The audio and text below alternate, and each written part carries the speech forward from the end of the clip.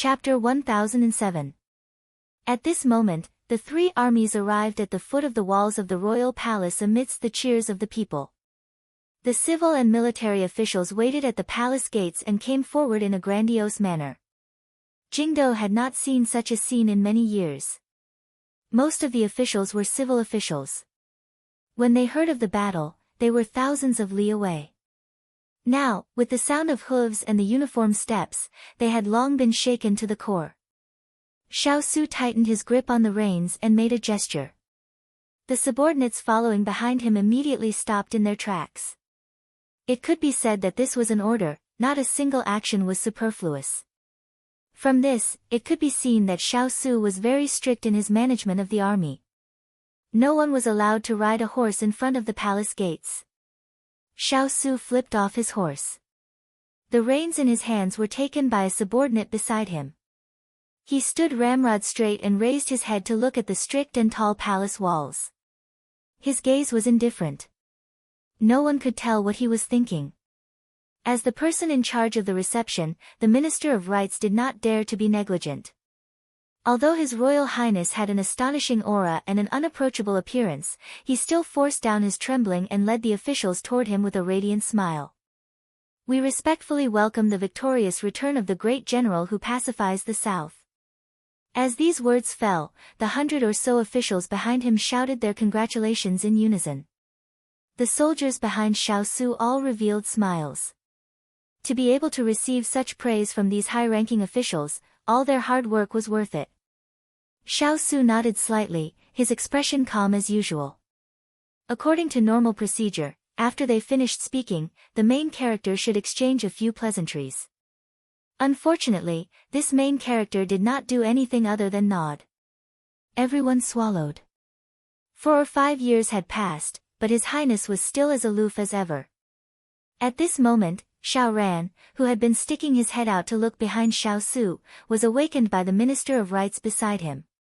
Fourth Prince, what are you looking at?" Xiao Ran immediately came back to his senses. Seeing that the officials beside him were all looking at him, his face heated. He coughed lightly and took a step forward. He cupped his hands in greeting to Xiaosu in front of him and smiled sincerely. "Eldest brother, welcome back. Father is already waiting for you in the Great Hall." Perhaps it was because he saw Xiao Ran that Xiaosu's eyes regained some color. "Okay. Eldest brother, soldiers, please." Xiao Ran turned to the side and invited them respectfully with a smile. Xiaosu's eyes flashed with warmth as he looked at his imperial younger brother, who was so natural and unrestrained that he could take charge of an area. He nodded at him, and with a majestic gait, he led the soldiers behind him toward the Vermilion Palace gates. Xiao Ran followed closely by his side. The civil and military officials surrounded them and escorted them in. In an instant, the crowd became lively. Returning victorious, returning with glory, this was an exciting matter. Many of these officials were young. They had never been to the battlefield, but they were hot-blooded youths. Their hearts were filled with curiosity about the battlefield. They didn't dare to disturb Xiaosu, so they asked and discussed with the soldiers beside them. These soldiers were also happy to share, so the two sides were harmonious. In an instant, the estrangement disappeared and the crowd became livelier. Xiao Ran saw a good opportunity at this moment. He sneaked closer to Xiaosu and asked in a low voice, "Eldest brother, where is Qingyan? Why don't I see her?" Xiaosu was a little surprised that he would mention the little fellow in this situation. He looked deeply at his imperial younger brother in front of him and raised his brows slightly. When Xiao Ran asked this question, he didn't dare to say it out loud. Now that his eldest brother looked at him like this, he felt even more guilty. He scratched his head and said softly, "I didn't recognize her last time in the barracks. I feel very guilty and want to apologize to her." Xiaosu nodded faintly, "You don't have to take it to heart. Ian won't care about such a small matter." These words made Xiao Ran touch his nose involuntarily. Qingyan didn't care about this matter, but he felt uneasy. However, in this place, he couldn't be thick-skinned and continue to pester her. He couldn't help but look a little disappointed. Out of the corner of his eye, he swept Xiao Ran's disappointed expression. Xiao Su frowned and looked forward. In a voice that only the two of them could hear, he said faintly, Chu Yan has returned to his hometown and won't appear in the capital in the future. Ayan should have already arrived at the Wang Fu. Xiao Ran's eyes lit up. He was instantly overjoyed and couldn't hide the excitement in his heart. Qing Yan had really returned. However, amidst his excitement, he understood the meaning behind his eldest brother's words. Qing Yan's identity as Chu Yan couldn't be exposed to the public. Now, in the capital, there was only Chu Qing Yan and no Chu Yan. Therefore, Qing Yan's current identity was that of a family member. It was normal that she didn't appear in the group. He immediately calmed his emotions and treated this mission seriously. As long as Qing Yan returned, there was no need to worry about not being able to find her. Soon, the group entered the palace. As they walked up the stairs, the great meeting hall was right in front of them. Sichuan Emperor and the other civil and military officials were waiting. Soon, they heard voices coming from afar. Everyone was delighted. The person had arrived. Although he was wary of his eldest son, the Sichuan Emperor's face carried some expectations after not seeing him for so many years. He wondered how his eldest son had changed in the past few years. Soon, a figure appeared at the entrance of the hall. So many people crowded around a tall and cold man walked in. He wore a silver helmet, a silver battle robe, and a silver mask. The light flickered slightly, giving the people present a solemn and cold feeling. Sichuan Emperor's gaze was fixed on that person as he walked in, neither fast nor slow. If it weren't for those eyes, he probably wouldn't have recognized this person as his eldest son. At that moment, he suddenly understood. His memory suddenly went back to more than 10 years ago, before the fire had started. That handsome youth was walking towards him with a book in his hand. Imperial Father, is I right to interpret these words? Now, he was still slowly walking towards him. However, there was no trace of the familiar admiration in his eyes. There was only a bottomless pool of water. It seemed that there were very few memories of this eldest son of his. Sichuan Emperor couldn't help but ask himself. Was it because he was often not in the capital? Or was it because he rarely paid attention to him? Before he could give an answer to this question, a group of people had already bowed in front of him. Greetings, Imperial Father. I was fortunate enough to not disappoint you. Xiao Su cupped his hands in greeting. Sichuan Emperor pulled himself out of his memories with a slight smile on his face. Su, you are indeed Imperial Father's most valiant and skilled prince. This time, it's all thanks to you that the people were saved from disaster. This is I's duty. Xiao Su lowered his eyes and replied in a neither servile nor overbearing manner. Sichuan Emperor was very satisfied with this attitude. At this moment, the other officials also stepped forward and said with smiles. Your Majesty, the first prince is young and promising. He is the good fortune of the country and the people. The first prince is truly a dragon among men. Everyone could see that His Majesty was in a good mood and spared no effort in praising Xiao Su. This caused the Minister of the Left and the others to grin from ear to ear. In contrast, the Minister of the Right and the others smiled very reluctantly. The Minister of the Left and the others felt that they had vented their anger. After Xiao Su finished his report on the battle, everyone sighed. This Nansang was truly ambitious and cruel. Fortunately, His Royal Highness had saved Sichuan. After the Sichuan Emperor sighed with emotion, he comforted the officials and said to them, tomorrow night, there will be a banquet in the palace to entertain the soldiers. Officials, come as well. Let's have some fun. Everyone happily agreed. Chapter 1008. After the court was dismissed, the Sichuan Emperor asked Xiao Su to stay. Imperial Father. Xiao Su followed a few steps behind him, maintaining the distance between the emperor and his subject. The Sichuan Emperor felt a little uncomfortable when he saw his son's distant appearance, but he quickly suppressed his emotions. This time, you've made a great contribution. What kind of reward do you want? In the main hall, the West Xian Emperor once again felt a surge of guilt. It was rare for him to take the initiative to ask this question. In fact, it was also because he had won many battles for the Sichuan over the past 10 years. He had already rewarded him with whatever he could. The Sichuan Emperor didn't know what else to reward him with. Xiao Su didn't seem to notice the change in his father's body. He replied respectfully, "I should serve the country. Imperial father, you don't have to specially reward me." In fact, the ones who really contributed were the soldiers.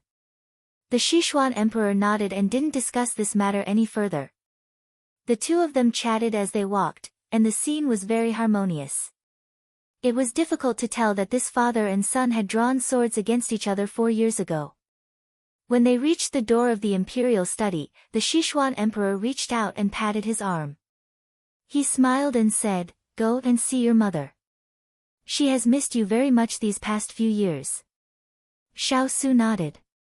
After Xiao Su's figure disappeared around the corner, the Sichuan Emperor's smile slowly became flat. "Your Highness is still so high-spirited. I haven't seen you for 4 years, and you've become more mature. Congratulations." Eunuch Chao stood behind the Sichuan Emperor and smiled as he complimented him. "Yes, you've become more and more mature. He's so mature that even I can't tell what he's thinking." The smile on his face disappeared. The Sichuan Emperor flung his sleeves and entered the hall. The harmonious and intimate atmosphere just now seemed to have been blown away by a gust of wind. Chao Ji shuddered subconsciously and immediately followed him. On the other side of the palace, Chu Qingyan's carriage had already turned back to the prince's mansion. Over the past 4 years, the capital had changed a lot. Not only had there been more shops, but it had also become more bustling and lively. The pedestrians on the road were in groups, and they were mostly discussing the news of the return of the army. She listened to the evaluation of Xiao Su and felt a sense of pride in her heart. If her man was outstanding, she would be proud of him. After passing through a long street, the carriage stopped with a creaking sound. At the same time, Turin's voice came from outside the carriage, "Little princess, we have arrived at the prince's mansion." Chu Qingyan was slightly shocked when she heard this. Then, she walked down with Jasper's help. Chu Qingyan sighed softly. "I haven't been back in 4 years, but it feels like nothing has changed. Master, someone is coming out." Jasper followed her gaze and saw a group of people pouring out of the gate. At the head of the group was the steward of the mansion, White Tiger, and behind him were several young women. When Chu Qingyan turned to look, they were already at the door. "This old man greets the princess. Hong Yi greets the princess. Huang Yi greets the princess." Everyone bowed. Chu Qingyan looked at the people in front of her, whom she had not seen for many years, and said with a cheerful smile, "No need to be so polite." Her voice was soft and beautiful, but it carried a sense of majesty, which made the people suddenly have an illusion that they did not dare to blaspheme. Just now, when they received the news, they immediately rushed out because they had not seen Chu Qingyan for many years. That young girl who was not as tall as their chest in the past, they did not know what she looked like now. When they came out, they saw a person wearing a veil hat and red gauze standing by the side of the carriage, surrounded by people. They thought in their hearts that this should be their master. Originally, they were carelessly bowing, but they did not expect that when this person opened her mouth, it would make their knees unconsciously lower. At this time, the first thought in everyone's heart was to raise their heads to look at this master. They did not know why, but they did not dare to look directly at her. So, everyone bowed their heads and stood respectfully. Perhaps it was because she had been in the carriage for days, but Chu Qingyan was a little tired and did not have time to exchange greetings with everyone. "Let's not just stand there, let's go in." So, she lightly swept her eyes over everyone and called out with a smile. "Yes, princess, this way please." White Tiger bowed respectfully. Jasper supported her as they slowly walked into the king's palace that they had not entered in many years. Hong Yi and Huang Yi followed behind them. The younger ones could not hide their curiosity towards the person in front of them. Huang Yi whispered to Lve beside her, "That is the little princess." I feel that the saying, a girl changes 18 times between childhood and womanhood, really makes sense.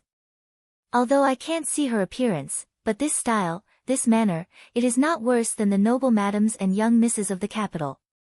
In fact, it is even better. Lve pursed her lips into a soft smile and said, because the princess has grown up. At this time, Hong Yi on the side heard the conversation between the two and a hard-to-understand look flashed in her eyes. The king's palace was still the same as before. There was not much change, but there was an extra heavy atmosphere.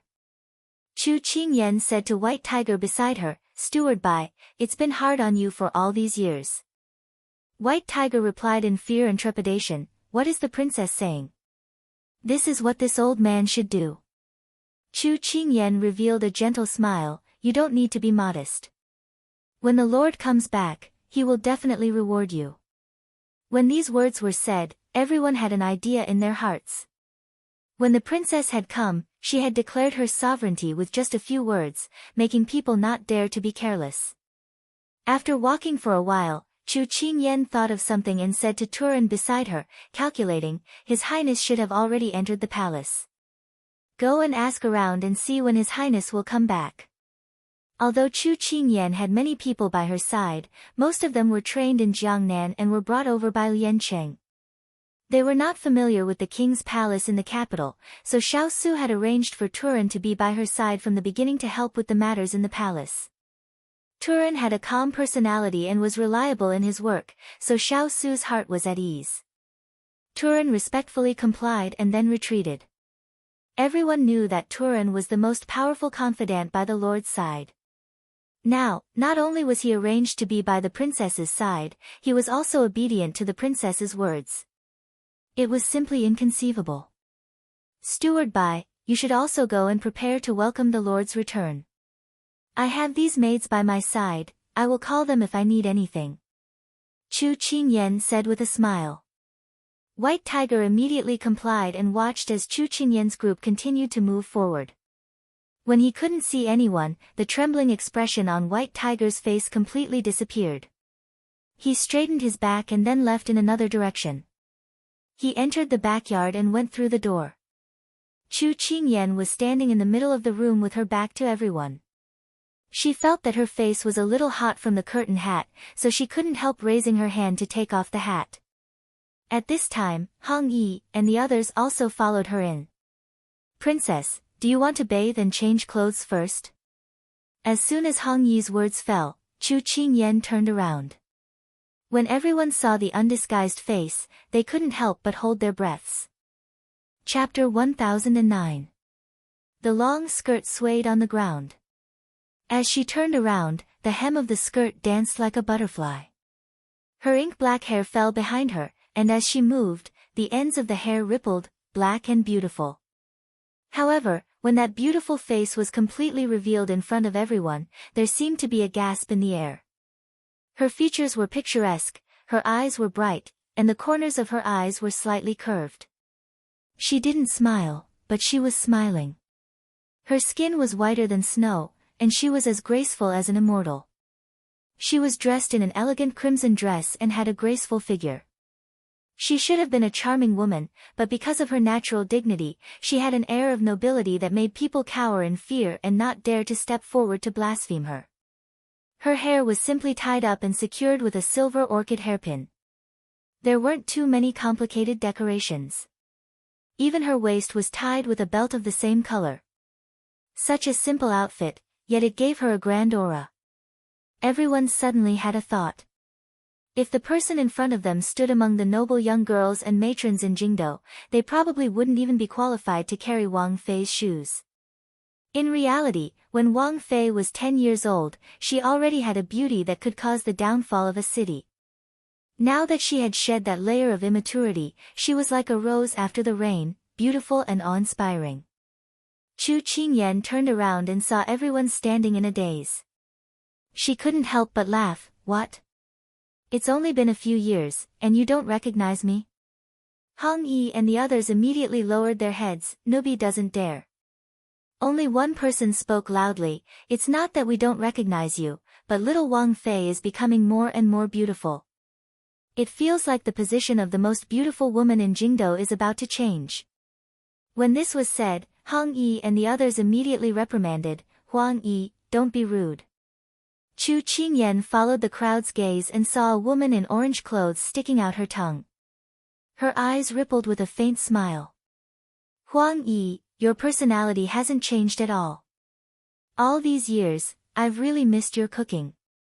You don't know, but after so many years outside, I've never eaten anything as delicious as your cooking. Huang Yi suddenly raised her head and looked at Chu Qingyan with a flattered expression. Her face was filled with joy. Little Princess Consort, don't worry. This time, this servant has already gathered a lot of ingredients for you and His Highness. We're just waiting for you to come back and cook them for you. Moreover, this servant has come up with many new recipes over the years. We're just waiting for the two masters to come back. As soon as he said this, Chu Qingyan couldn't help but feel hungry. She nodded repeatedly. Okay, then I'll wait for you to show off your culinary skills tonight. Towards Huang Yi, she really liked her. In the king's palace in the past, there was only Huang Yi who dared to speak to her in such a rude manner and would carefully cook for her. So when Chu Qingyan spoke to her, she couldn't help feeling a bit happy. Huang Yi didn't even think before asking for permission. Chu Qingyan allowed it. After talking for a while, Chu Qingyan felt her body become sticky. Hong Yi on the side seemed to have noticed her discomfort and considerately said, Princess Consort, I've already prepared hot water for you. Do you want to take a bath now? Chu Qingyan nodded and her eyes fell onto the woman in pink clothes in front of her. The years had not left any marks on her body, rather it made her even more mature and charming. Chu Qingyan had always admired her style of doing things, but as a person, all right, I don't need anyone to wait on me. Just have Jasper prepare my clothes. Chu Qingyan's words caused Xiao Shi, who had wanted to curry favor, to stop in her tracks. She had originally thought that since she was the Princess Consort's maidservant from Lian City, she should be one of the top maidservants in this inner courtyard. However, she did not expect that the Princess Consort had not even looked at her properly from the moment she alighted from the carriage until now. Furthermore, the Princess Consort had sent Bu to do everything. Xiao Shi was a little indignant, but she could not show it in front of the other maidservants in the residence. Thus, she forced a smile. Because Chu Qingyan had only called Jasper, when the hot water came in, everyone else consciously left. Chu Qingyan walked towards the bathroom. The wooden tub had already been filled with hot water. After adding cold water, the temperature was just right. There was a layer of flower petals floating on top of it, rippling with the waves. It was very pleasing to the eye. She walked to the side of the wooden tub, her finger casually moving the surface of the water. She said faintly, Do you remember all the people you saw just now? Jasper stood at the side holding the clothes and nodded slightly. Those I saw, I matched them with what you said before. This servant has remembered. Very good. In the future, stay by my side. You have to see, remember, and listen more. Perhaps there will be a use for you in the future. Chu Qingyan gave a hint of a smile. Jasper nodded. Then she spoke, Mistress, they dared to slight you today. Do you need to teach them a lesson? Jasper's tone was normal. If one didn't hear the content, they would think that she was asking about the temperature of the water. Chu Qingyan couldn't help but laugh. Jasper girl, do you think that we are on the battlefield and that we can stab anyone we don't like? This is Jingdo. Put away your thoughts of using violence to curb violence. But it's not impossible, but now is not the time. She knew that Jasper was talking about the white tiger and the others coming out to welcome them. Long before they arrived, Turin had already sent someone to inform the people in the residence. But when they arrived, they were a bit late. Anyone with a discerning eye could tell that they didn't put her in their eyes. If her family's ice cube came back, they would probably cheer and welcome her. But she was no longer the little girl who had nothing. She wasn't that easy to bully. So when she entered today, she put on the attitude of the mistress of the residence. She wanted them to consider their status before they bullied her in the future. Jasper pursed her lips and reluctantly agreed. Although she could understand her mistress's meaning, her mistress was being looked down upon by others. As a subordinate, how could she swallow this anger? They shouldn't think that they were young girls in their teens who didn't know anything. In fact, they didn't know that in the past, they had gone through so much rigorous training in the Shaolai cavalry. When they came out to travel, other than being better than others in terms of martial strength, they knew how to judge the situation and observe people's expressions. So today, these people thought that her mistress could be bullied by others. Making such a shallow attitude, they couldn't hide it from the Shaolai cavalry's eyes. But if it wasn't for the fact that she cultivated by her mistress's side, if it was in the past, she would have directly punched them. Chu Qingyan saw through her thoughts and smiled lightly. Jasper, in this world, there are many things that are better than using fists to solve them. In the future, you should learn more. I hope that before Xining comes back, you can help me guard this place well. Jasper immediately understood and agreed. All right, you go and guard the door first. If there is anything, I will call you. Jasper put down her clothes and left. Chu Qingyan heard the sound of the door being locked and couldn't help but shake her head and laugh. In fact, Jasper had changed a lot. At least she knew to ask for instructions. In the past, when she had just taken charge of the Shaolai cavalry, these people couldn't tolerate sand in their eyes. If she was bullied by anyone, they would make that person pay back 10 times or 100 times. She was very honored and touched to be treasured so much. Her eyes curved into crescents as she smiled gently. Chapter 1010. Xiao Su walked in front of the solemn inner court of the imperial palace, looking straight ahead. The eunuch who was supposed to lead the way was almost unable to keep up with his pace. He had been looking at him with admiration, but now he could only bury his head and chase after him. He had walked this path for many years. He had spent more than 10 years of his youth here, but for some reason, he didn't feel any familiarity with the grass, trees, palaces, and halls in front of him.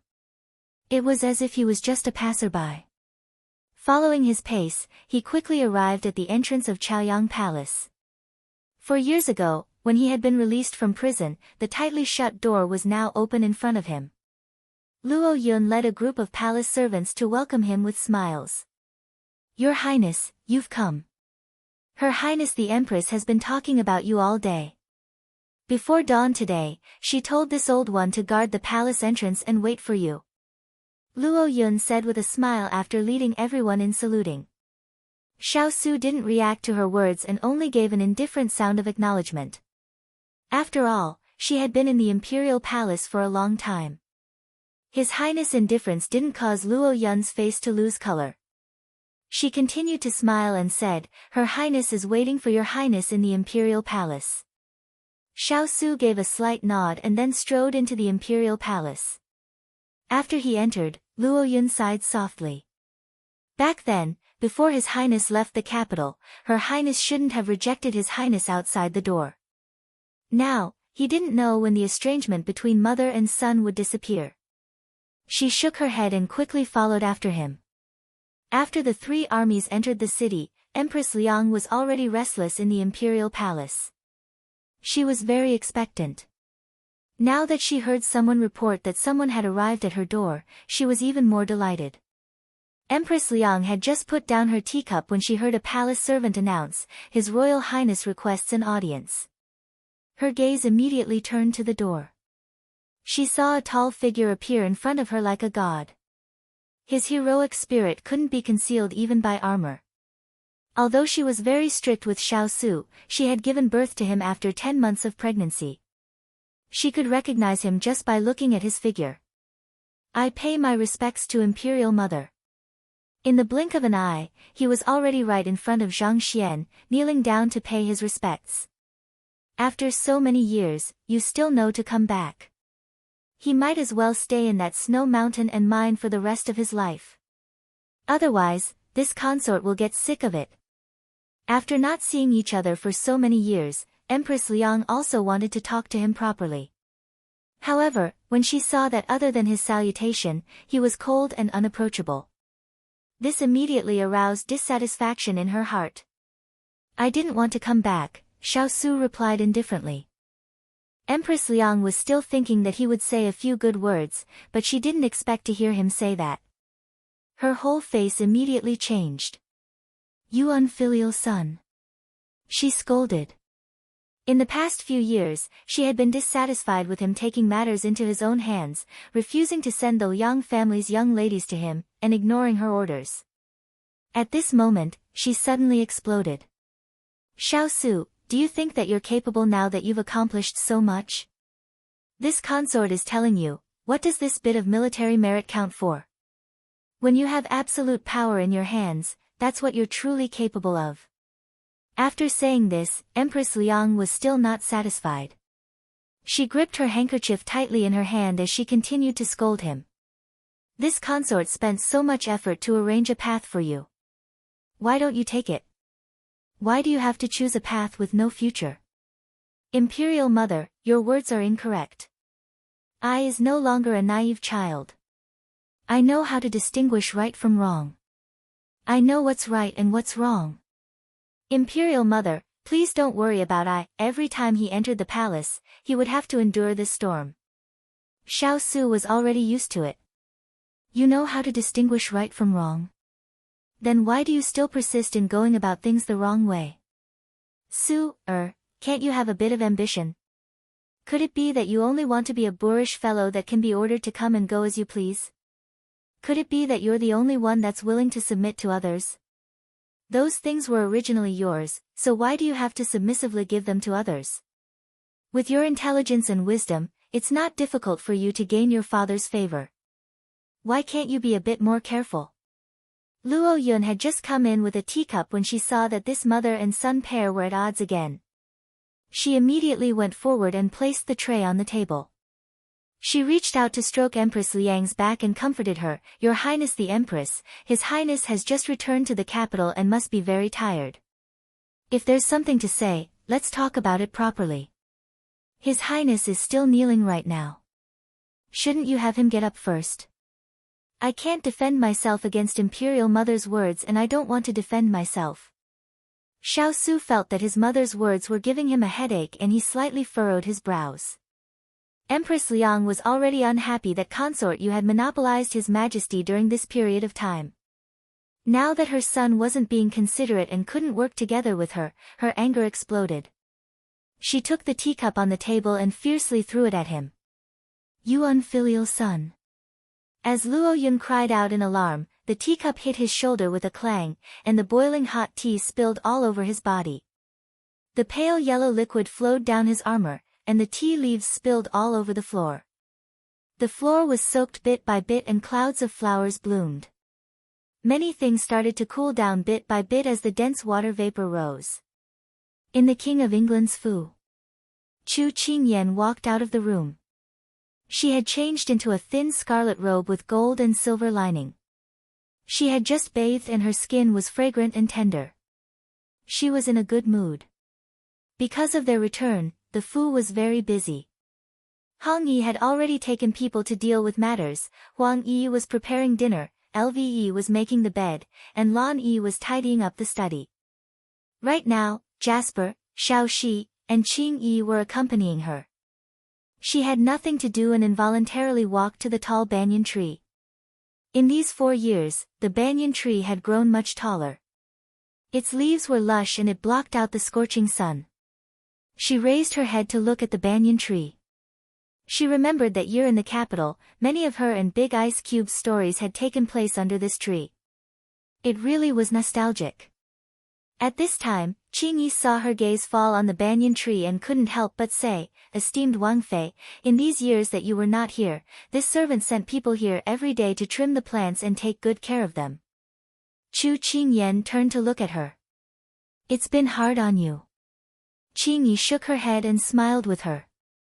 Did the injury from that year leave a scar? She remembered that in the inn, Qing Yi had been seriously injured in order to save her. Although she had recovered for a period of time, she had not been able to properly ask about it because too many things had happened. She didn't think that Wang Fei would still remember this after so many years. Qing Yi shook her head in a daze. The medicine that Darren Ethereal gave was very effective. I'm completely healed now. Many thanks for Wang Fei's concern. Chu Qingyan shook her head and said guiltily, if it wasn't for me, you wouldn't have been injured. I should be concerned about you. At this time, Turan walked in and stood in front of his little Wang Fei. He bowed his head and respectfully reported, Master has already left the palace. In another 15 minutes, he will arrive at the Wang Fu. Chu Qingyan instantly smiled and said, good. Inform everyone to come out of the Fu to welcome His Highness' return. Chapter 10-11. Hearing the news that Big Ice Cube had returned to the Fu, Chu Qingyan couldn't suppress her excitement. She led all the servants in the inner compound towards the front door. Maybe it was because they hadn't seen their master for many years, but the servants in the Wang Fu all had joyful expressions.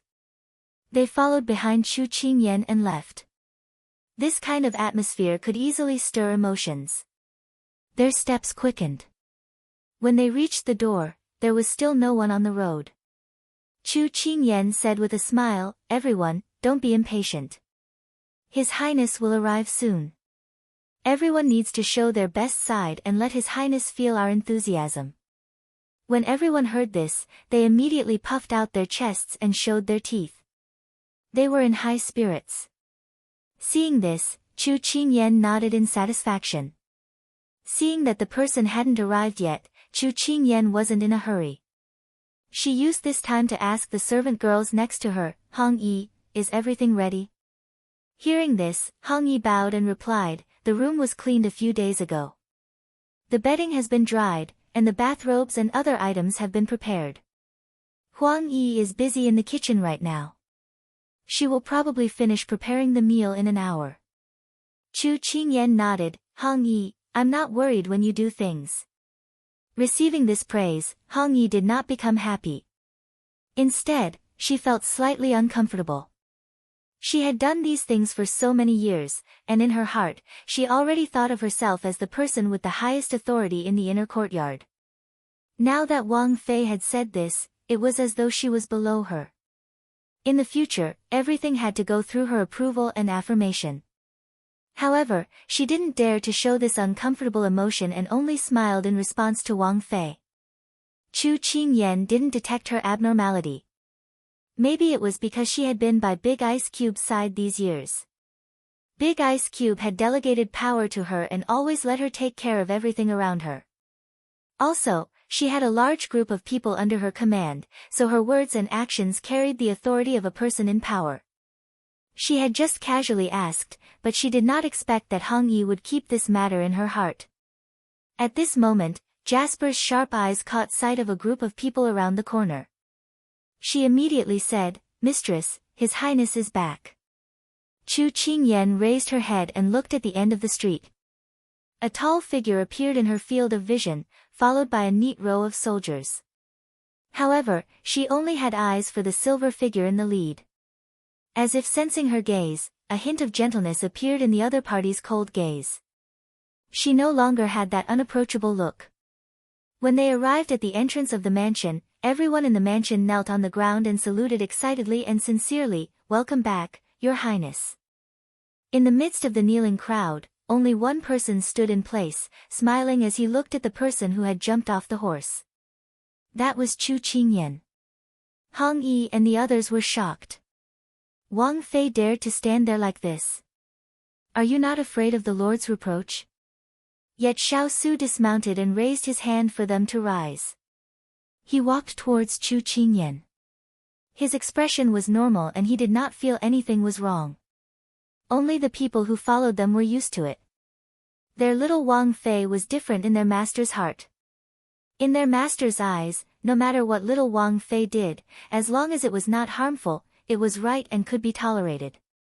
If little Wang Fei had to kneel and salute, their master would feel pain, all right? Did the court session in the palace go smoothly today? Chu Qingyan tilted her head and asked with a smile. It was all right. Xiao Su looked at the obedient person in front of him and the corner of his mouth rose as he replied. That's good. You've been on the move for so long. Go take a bath and wash away your fatigue. Chu Qingyan raised her eyes and smiled faintly. Xiao Su nodded. He wanted to reach out to pat her head, but because everyone was watching, he couldn't help but stop the thought. While the two were talking as if there was no one else around, there was a person standing not far away, watching them without blinking. More accurately, his gaze was only on Chu Qingyan. The two faces were red, a smile that could topple a city, another smile that could topple a country. He had not seen her for a few years. The little Yatu that had only reached his chest in the past seemed to have been reborn. She was so beautiful that she did not eat the food of mortals. His steps froze as he did not know how to react. At this time, seeing that the people were about to enter the Fu, he could not care anymore. Chu Qingyan was about to turn when she heard someone call her. The voice was familiar and she couldn't help but turn around. She saw a youth standing in the crowd. He was wearing an aqua blue imperial robe. His appearance was outstanding and he stood out in the crowd. Chu Qingyan said in surprise, "Xiao Ran." Xiao Su heard the voice and turned around. When he saw Xiao Ran, he couldn't help but raise an eyebrow. When did this brat follow them? When Chu Qingyan spoke, Xiao Ran's face lit up with an excited smile of reunion after a long separation. He walked in front of her in 3 steps. He had a lot to say on the way here, but when he saw her, he couldn't say a word. In the end, he only said, "Qingyan, long time no see." Seeing an old friend, Chu Qingyan was also very happy. "I thought that I would only see you in 2 days. I didn't think that you would come now.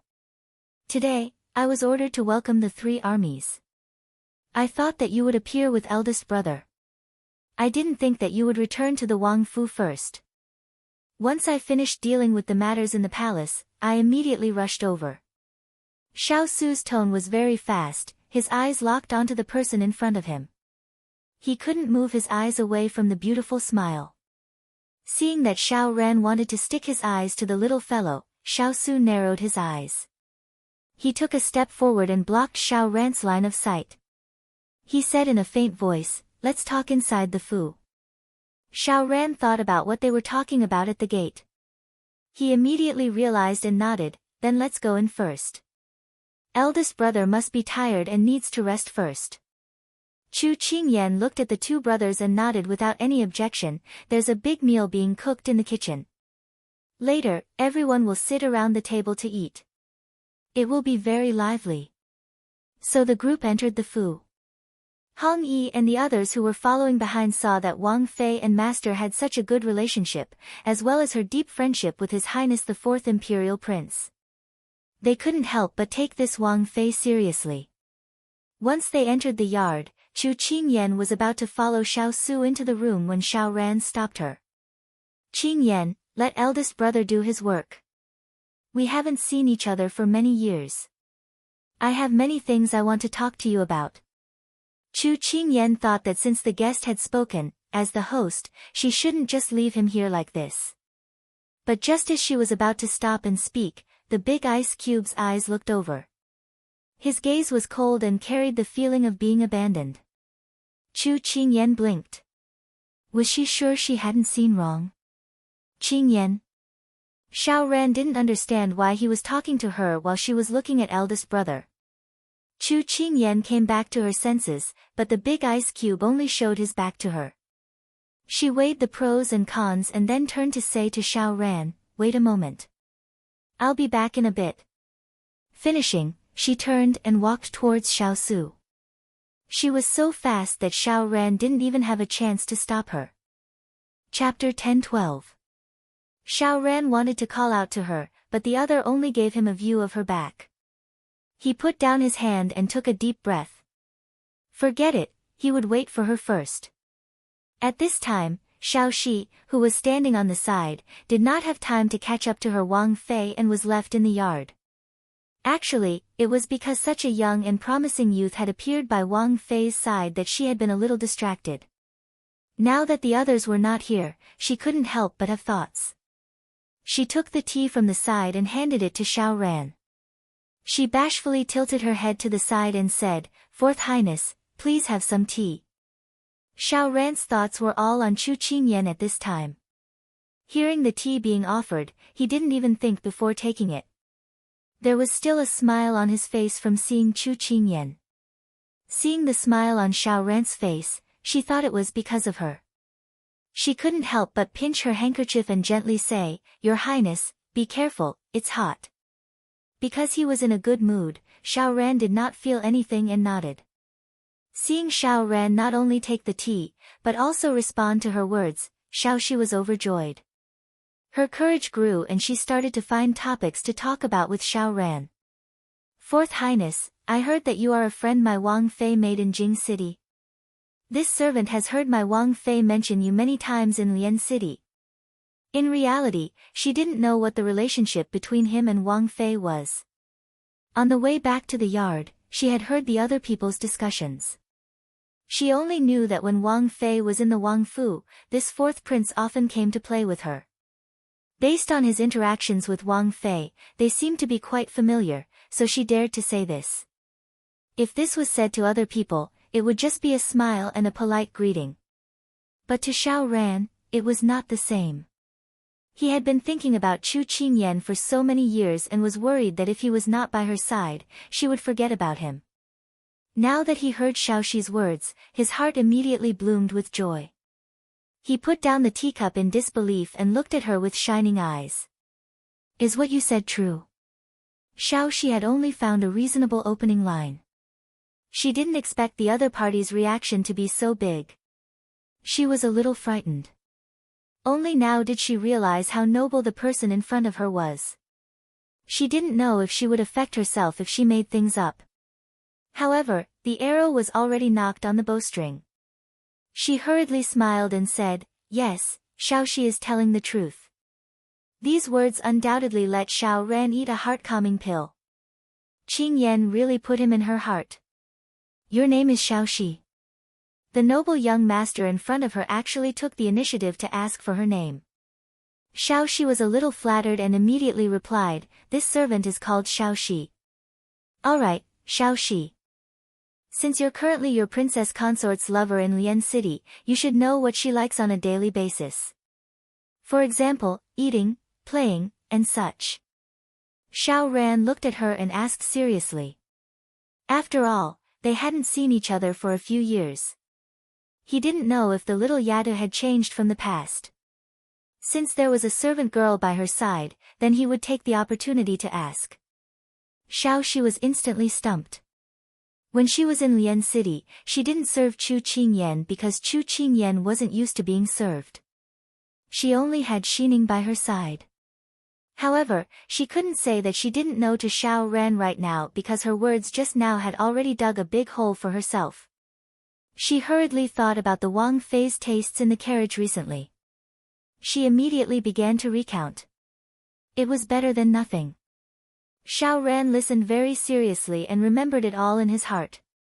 Also, he would ask some questions from time to time. Xiao Shi broke out in a cold sweat from fright. She was especially afraid that she would be exposed. At this time, she really hoped that Wang Fei would hurry back. At this time, Chu Qingyan, who was on her mind, had already entered the room with Xiao Su. Following closely behind were Hong Yi and Lve. Xiao Su took off his helmet. Hong Yi was going to reach out to take it, but she didn't think that Lord's hand would pass by her body and hand it to the person behind her.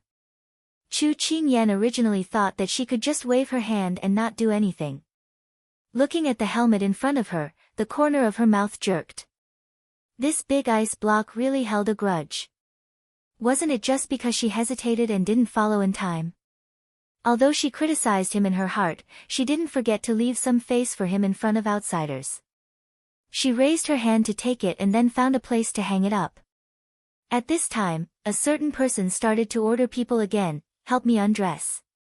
This sentence was clearly directed at Chu Qingyan. Hong Yi's raised hand froze. Fortunately, it wasn't too far and Lord and Wang Fei didn't notice. However, it didn't escape Lve's eyes. Lve was responsible for taking care of Xiao Su's daily living arrangements.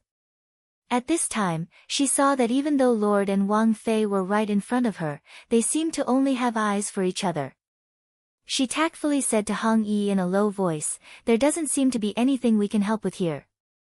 How about we go down and take care of other things first?" Hong Yi looked at the two masters who cooperated seamlessly and nodded. When there was only Chu Qingyan and Xiao Su left in the room, Chu Qingyan walked around from behind him to in front of him. Her hands were on his waist. As she helped him undress, she said irritably, "What? Once we're back in Jing City and under your control, you're ordering people around? If you're like this on your first day back, who knows how you'll treat me in the future? Let me think, I'd better go back to Jiangnan." Xiao Su's gaze softened when he heard this. He stared fixedly at the person in front of him. "You have such a big opinion on undressing?" "Humph, in the past, whether it was in Liancheng or Jiangnan, you always did your own things. Didn't you get enough food and clothing by yourself? Now that you're back, you're starting to be particular about it. Do you know that it's easy to go from frugal to extravagant, but difficult to go from extravagant to frugal?"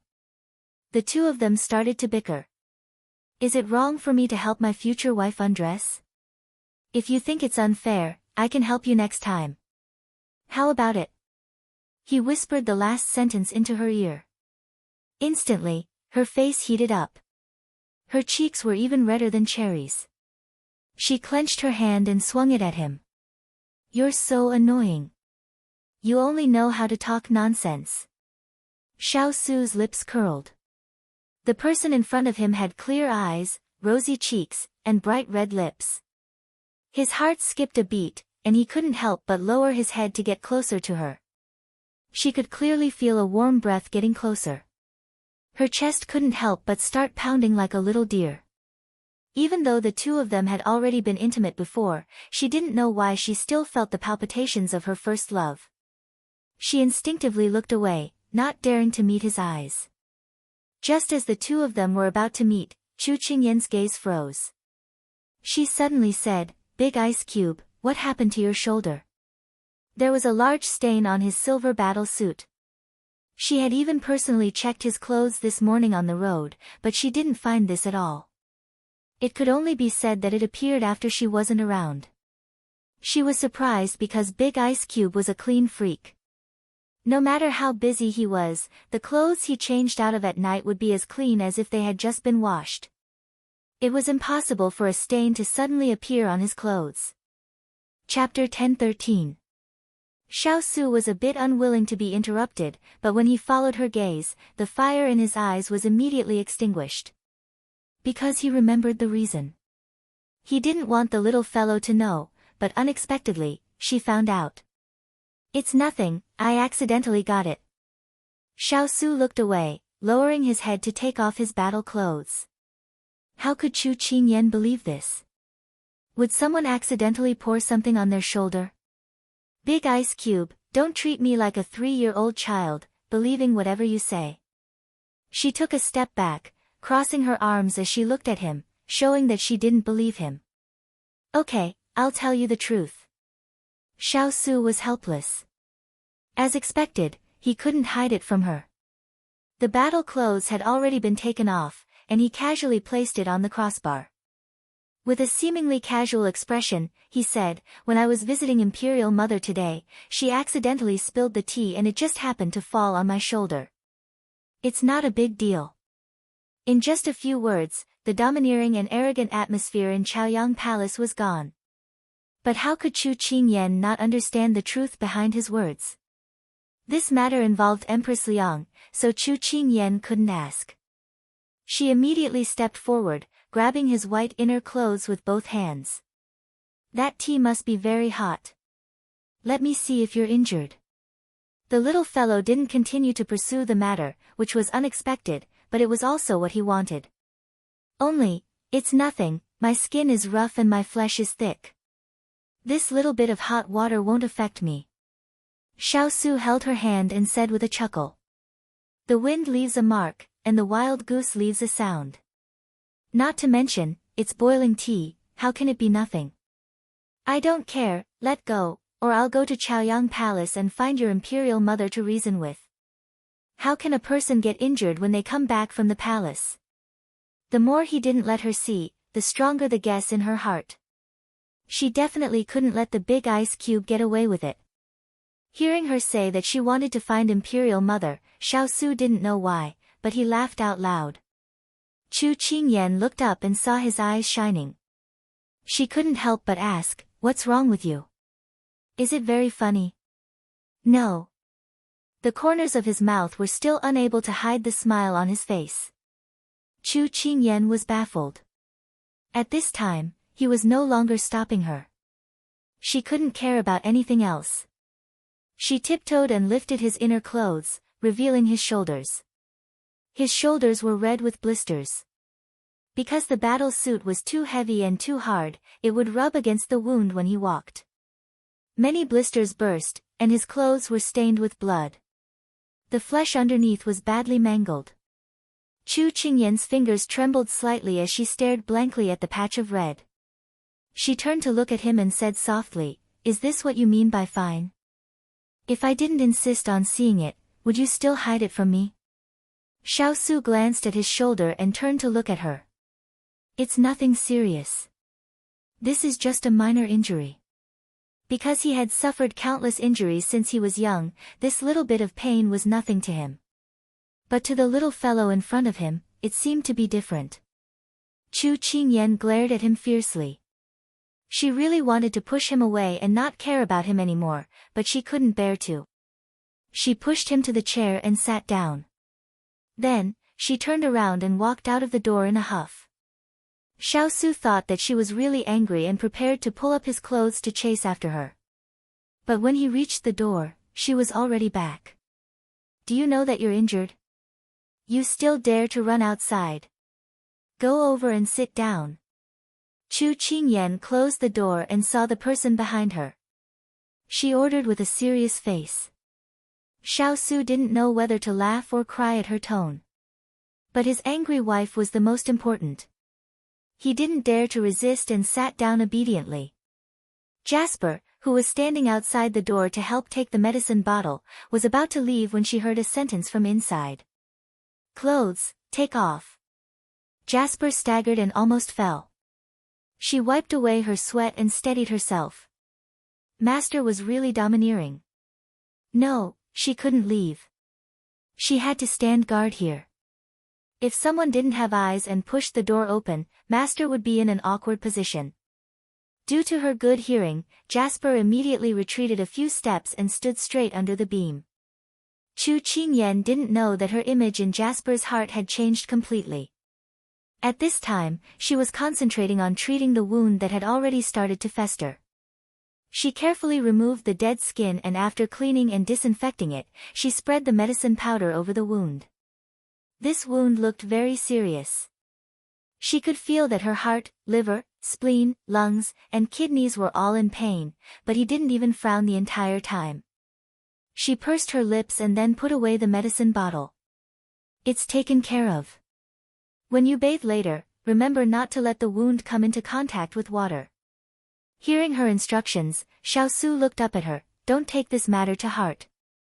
It's just a superficial wound. I hit your body, but the pain is in my heart, do you understand?" Chu Qingyan snorted. Xiaosu's eyes were as gentle as water. He reached out and pulled her into his arms. "I'll be careful in the future." Chu Qingyan leaned into his arms and her expression became worried. "Big Ice Cube, you're already injured on the first day we came back. It's not a good start. I don't know what to do. I really want to return to Jiangnan as soon as possible." Xiaosu patted her back and said softly, "There's a celebration banquet tomorrow night. Imperial Father asked me to take you there. When the banquet is over, I'll ask Imperial Father to resign. At that time, we'll leave this place." "Okay." She nodded, but her heart was still unsettled. She was really worried that there would be more twists and turns when they returned. However, since the big ice cube had already said it, she didn't need to worry about it anymore. She didn't want to transmit her negative emotions to him. The big ice cube would definitely have a lot of things to deal with when he came back, so she didn't want to cause trouble. Her uneasiness subsided and the faint smell of medicine lingered at the tip of her nose. Her mind instantly became much clearer.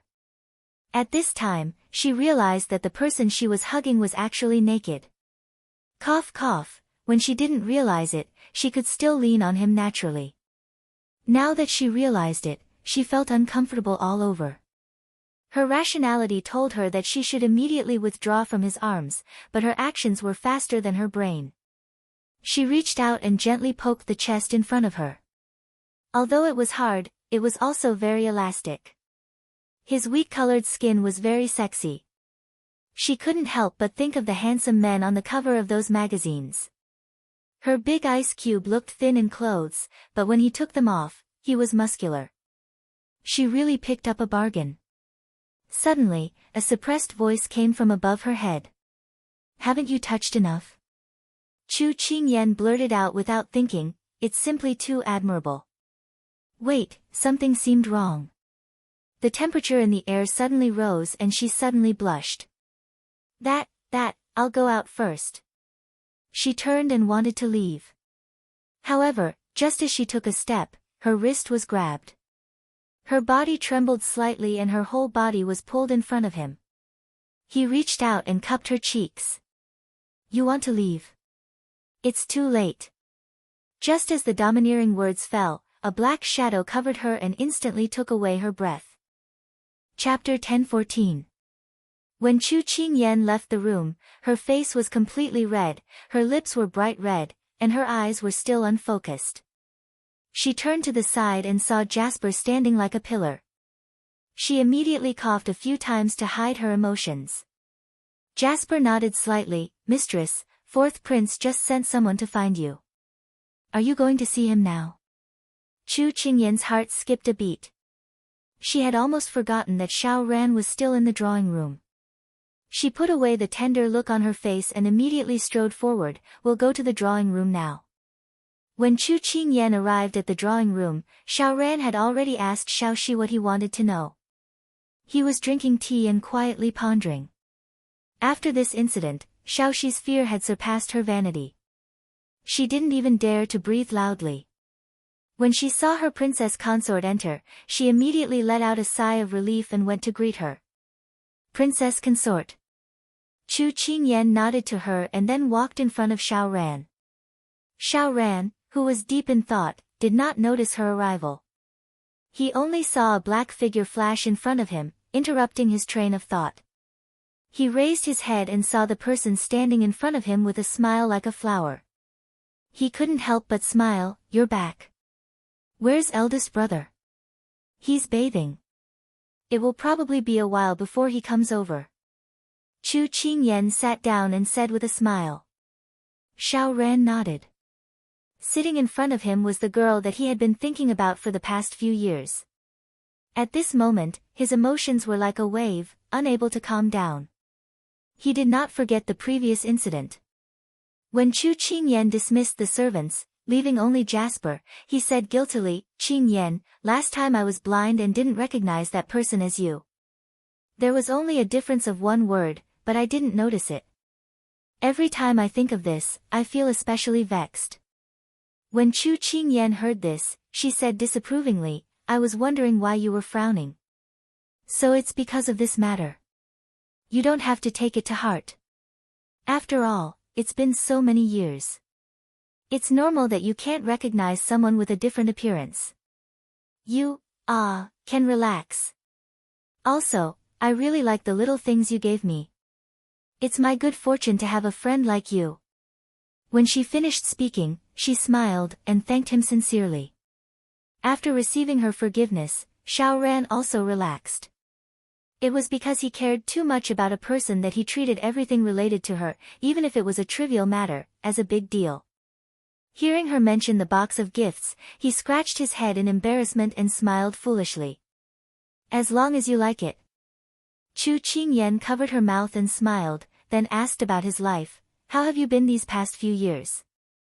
"If I use 4 words to describe it, it's as calm as water," Xiao Ran sighed. "I've always been cooped up in the palace. If I wasn't studying poetry, then I was reading The Art of War. If I wasn't practicing swordsmanship, then I was practicing archery. The days just passed like this. To be honest, I really envy you and eldest brother. You can leave the capital and live the life you want. You don't have to be restrained like this every day. When Chu Qingyan heard this, she smiled and shook her head. Hearing you complain here, how many people in the capital should commit seppuku? It should be said that the life you're living now is what most people are envious of. Xiao Ran shook his head. Everyone's status is not something they can choose. Actually, I don't like this kind of life. These past few years, I've always wanted to go to Lianqing to find you, but Imperial Mother has always stopped me from leaving the capital. If it wasn't for the Nansung invasion this time, I'm afraid I wouldn't have the chance to go to the border in this lifetime. When she heard Xiao Ran's words, she sighed in her heart. How could Consort you let her son go to the territory of a competitor? If something bad happened, she couldn't afford to take the risk. It's fine. Didn't we come back this time? Actually, as long as it's fated, we'll be able to meet again. She comforted. Xiao Ran also knew that she was comforting him, so his tone was a little downcast. Actually, during the Nansung invasion this time, I didn't fulfill my duty. I didn't beat them out of the Sichuan, and I even lost miserably. This can't be entirely blamed on you. The other party came with a vengeance and said that they were fully prepared tomorrow. You didn't have any experience before, so it's normal for you to fail. Didn't they say that failure is the mother of success? Now that you've experienced war, when you go to the battlefield again in the future, you'll definitely have a card up your sleeve, and it'll be much smoother, right? Chu Qingyan stood from the perspective of a friend and guided him. He didn't know why, but when these words came from other people's mouths, they didn't have any effect on him. But when they came from Qingyan's mouth, he felt as if he was instantly healed. Could this be the difference between caring and not caring? Qingyan, you're the best. Xiao Ran looked at her with sparkling eyes. Chu Qingyan felt that his gaze was a little strange, but she didn't think too much about it. She waved her hand confidently and said, "We're all friends, no need to be so polite." Xiao Ran chuckled, then remembered something. "Qingyan, you're not leaving this time when you return to the capital, right?" Chu Qingyan was a little distressed. "I'm not too sure. We were originally going to return to Lian City, but His Majesty ordered us to return to the capital." Hearing this, Xiao Ran's expression changed slightly. "Don't tell me you're still going to leave." Although the capital isn't as free as the outside world, there are still many fun places. I hope that you can stay here, so that when I want to find you in the future, I can find you anytime and anywhere. Chu Qingyan thought that he couldn't bear to part with her and Big Ice Cube, so she smiled and comforted him. "It's fine. If we're not here, you can still find other friends to play with. If you miss us, we can contact each other through letters. Besides, your eldest brother and I aren't too suited for life in the capital. To be precise, it should be that they didn't like to make a living in the deep waters of the capital." When Xiao Ran heard this, he didn't feel good. He thought that once Qingyan returned to the capital, she wouldn't leave again. Then, he could get closer to her and find a suitable opportunity to express his feelings to her. But now, she still wanted to leave. Then wouldn't he have waited for all these years in vain? "Qingyan, can't you stay? If eldest brother has many things to take care of in the fief, you won't be able to help. Why don't you stay here? If you're afraid of being bored and lonely, I can often leave the palace to accompany you." Xiao Ran tried his best to persuade her. Chu Qingyan couldn't help but laugh. "Xiao Ran, of course I'll leave with His Highness. He can't possibly make me stay here." "He will, as long as there's a legitimate reason, such as the cancellation of your engagement." When Xiao Ran said this, Huang Yi suddenly walked in from outside and said with a smile, "Princess Consort, the food is ready." Because her voice was too loud, it covered up Xiao Ran's words. Chu Qingyan turned to look at Huang Yi reproachfully. "How can you be so careless?" When Huang Yi saw that there were other people in the hall, she immediately stuck out her tongue and apologized. Chu Qingyan smiled and shook her head. Then she continued to look at Xiao Ran with a puzzled expression. "What did you just say?" When Huang Yi spoke, Xiao Ran suddenly realized that he had misspoken. He was a bit glad that she had appeared. When he heard the little lass's question, he quickly denied it, nothing. Chu Qingyan looked at him strangely and then threw the matter to the back of her mind. It's almost time for dinner. You can stay in the fu to eat later. Don't go back to the palace. Chapter 10:15. To be able to spend more time with the little lass was something that Xiao Ran couldn't ask for more, so he agreed without hesitation. Chu Qingyan thought that this brat was probably thinking about Huang Yi's cooking skills. She remembered that very early on, he would come to the fu every 2 to 3 days under the pretext of coming to see them, but in reality, he was here to freeload. When the two of them sat down at the dining table, Xiao Su had already dressed and appeared. When he saw Xiao Ran, Xiao Su raised his eyebrows, but in the end, he didn't say anything and just sat down. As soon as he saw Xiao Su, Xiao Ran immediately turned into a little fan and asked fervently, "Eldest brother, I heard that you had a divine strategy and brilliant foresight. In the end, you trapped Pang Huang in the mountains, leaving him with nowhere to run. Is that true?" Xiao Su's hand paused as he picked up his chopsticks. He looked at him and said, "When you're facing an opponent or team that's as strong as you, going head-on is the worst thing to do. The best way is to divide up their forces and weaken their strength. Then, you'll be able to defeat them with a head-on attack." Xiao Ran earnestly noted it down. In this life, other than imperial father, the person he admired the most was eldest brother. Every time he said something, it gave people a feeling of enlightenment. Chu Qingyan saw that the two of them were so engrossed in their discussion that they hadn't eaten, so she couldn't help but say, "If you want to discuss, wait until after the meal. Right now, it's time to eat." The two of them looked at each other and couldn't help but smile, temporarily stopping the topic. At this time, Xiao Su picked up a piece of garlic pork ribs from the plate and placed it in Chu Qingyan's bowl. Chu Qingyan also didn't forget to add vegetables to his bowl. To the two of them, this action was already something that they were used to. When Xiao Ran saw this, he also added a large chopstick of shredded pork with garlic sauce and placed it in Chu Qingyan's bowl, not forgetting to say to her, "You're too thin, eat more." This was the first time someone other than her parents and Big Ice Cube had added vegetables to her bowl. She was a little stunned, then she smiled. Girls always think that they are fat and are always slimming down. "Thank you for your shredded pork with garlic sauce." Then she buried her head and continued eating. At this time, Xiao Ran felt a little indignant. "Qingyan, why are you putting food in eldest brother's bowl and not for me?" Was actually asking for fair treatment?" Chu Qingyan's eyes blinked, not knowing what to say. At this time, Xiao ran to ask, "Don't have your own hands." Xiao rants for him, he was for me, but, before he could finish speaking, Xiao Su continued, "It's good that you have them. Ian doesn't like to eat other people's saliva, so you can eat yours." Xiao Ran was stunned when he heard this. "But didn't the little lass also eat the food that you put in her bowl earlier? Why are only the officials allowed to set fires, but not the common people?" But since his eldest brother had already said it, he couldn't say anything else and could only eat in silence. Just at this time, Ling came in and walked to Xiao Su's side to report, "Master, a eunuch came from the palace. He said that Her Highness Consort you sent him to find His Highness the Fourth Prince." When he finished speaking, Xiao Ran's chopsticks paused and an impatient expression appeared on his face. "Can't you let me eat properly?" He had already given instructions in the palace, so why did his mother still send someone to find him? He wasn't a 3-year-old child anymore. He had finally met Qing Yan and he hadn't spent enough time with her yet. Moreover, like this, he wouldn't be able to leave a good impression on her.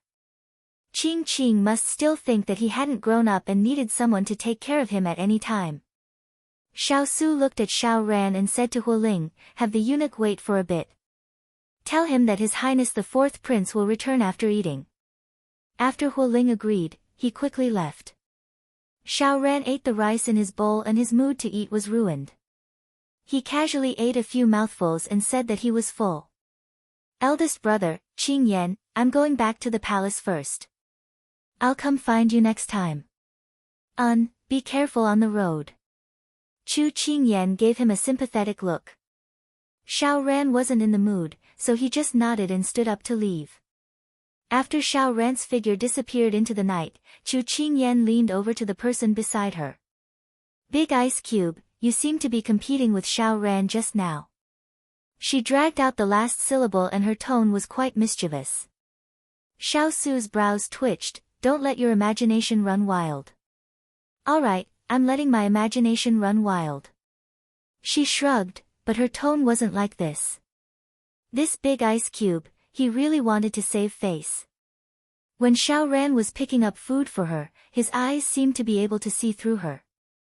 When Xiao Su heard this, black lines appeared on his forehead. Chu Qingyan didn't probe any further. She knew that she had to give a man face. Sometimes it was better to see through it than to say it. I feel that Xiao Ran is a bit pitiful. Does his consort mother have a son complex? Otherwise, why would she always protect him so tightly?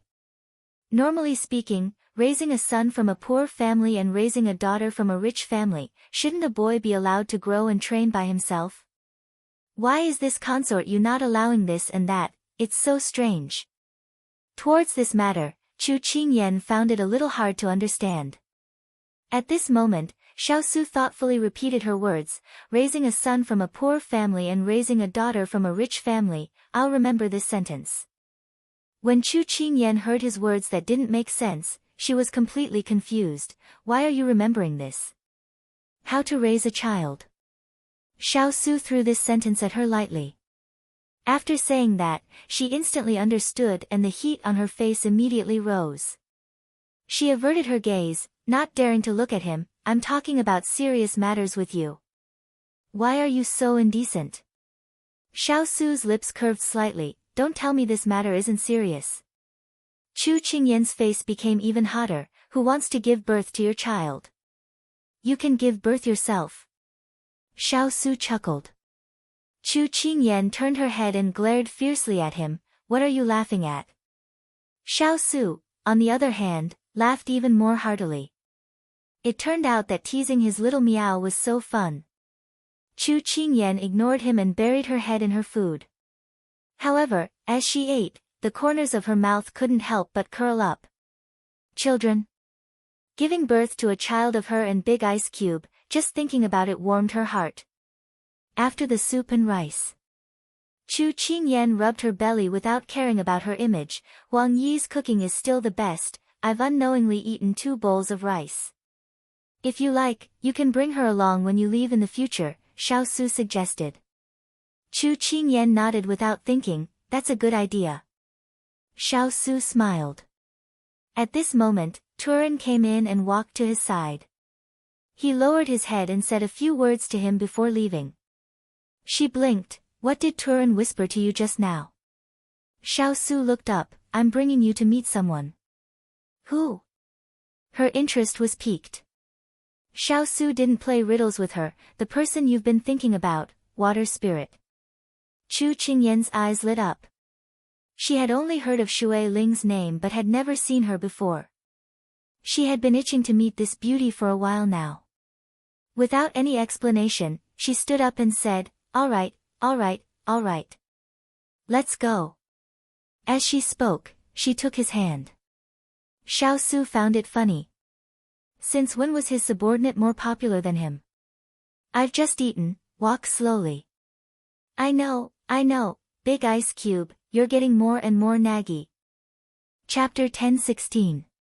When the two arrived at the study, there was already someone inside. Just as they stepped through the doorway, Turin saw the two and lowered his eyes. Master, little Princess Fei, water spirit is here. When he finished, Chu Qingyan looked over. A woman in a pine green dress standing under the light gracefully turned around upon hearing the sound. Powder melted, fragrant snow penetrated through the light muslin, and the makeup on her face was as beautiful as a lotus flower. Chu Qingyan was dazed by the woman's bright and moving smile in front of her. Water Spirit put her hands on her waist and bowed to the two masters. Master, little Princess Fei, Water Spirit greets you. Her voice was sweet and moving like the tinkling of jewels, pleasant to the ear, low and gentle. Chu Qingyan had seen many beauties, like the grand and bright Yan Luo, like the beautiful and delicate Xiao Li, or like the elegant and refined Sima, but she had never seen a woman who could combine purity and charm so naturally. When she saw Water Spirit, she knew what it meant to have a beautiful person, as beautiful as Qing Yang. Beautiful appearance, sweet smile, and charming heart. Xiao Su knew his little Miao's nature. When she saw a beautiful woman, her eyes would stare straight. He shook his head and let Water Spirit stand up first. If he wanted the little fellow to speak, he had to wait for her to regain her senses. Water Spirit stood up and felt the little Princess Fei's unblinking gaze. She gave a gentle smile and took out a wooden box from her sleeve. She came forward and presented it to the little Princess Fei, smiling respectfully. "Little Princess Fei, this is a gift from Water Spirit on behalf of the Shaolai Cavalry. Water Spirit knows that with those rough men's hearts, they would not think of such things, so this gift was sent late. Please do not take offense." She did not expect to receive a gift from a beauty. Chu Qingyan was elated. She took the box and said embarrassedly, "You see, I did not prepare a gift. It's too rude." Water Spirit smiled sweetly when she heard this. She turned to say to her mistress, "Little Princess Consort is really too cute. You've picked up a treasure for us. Come to think of it, it's not your treasure." Xiao Su sat down behind the desk and glanced at her. Water Spirit covered her mouth and smiled. She said to Chu Qingyan, "You see, ever since my master met you, she has changed completely. She even has such a strong possessiveness. It's really an eye-opener." Chu Qingyan was still a little reserved just now. After all, the person in front of her was a great beauty. However, her continuous words changed Chu Qingyan's impression of her. What an interesting woman. She also chuckled. "Are you planning to go to the border for a walk?"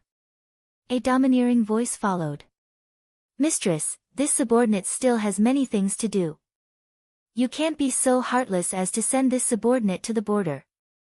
Water Spirit immediately put away her joking appearance and stood upright.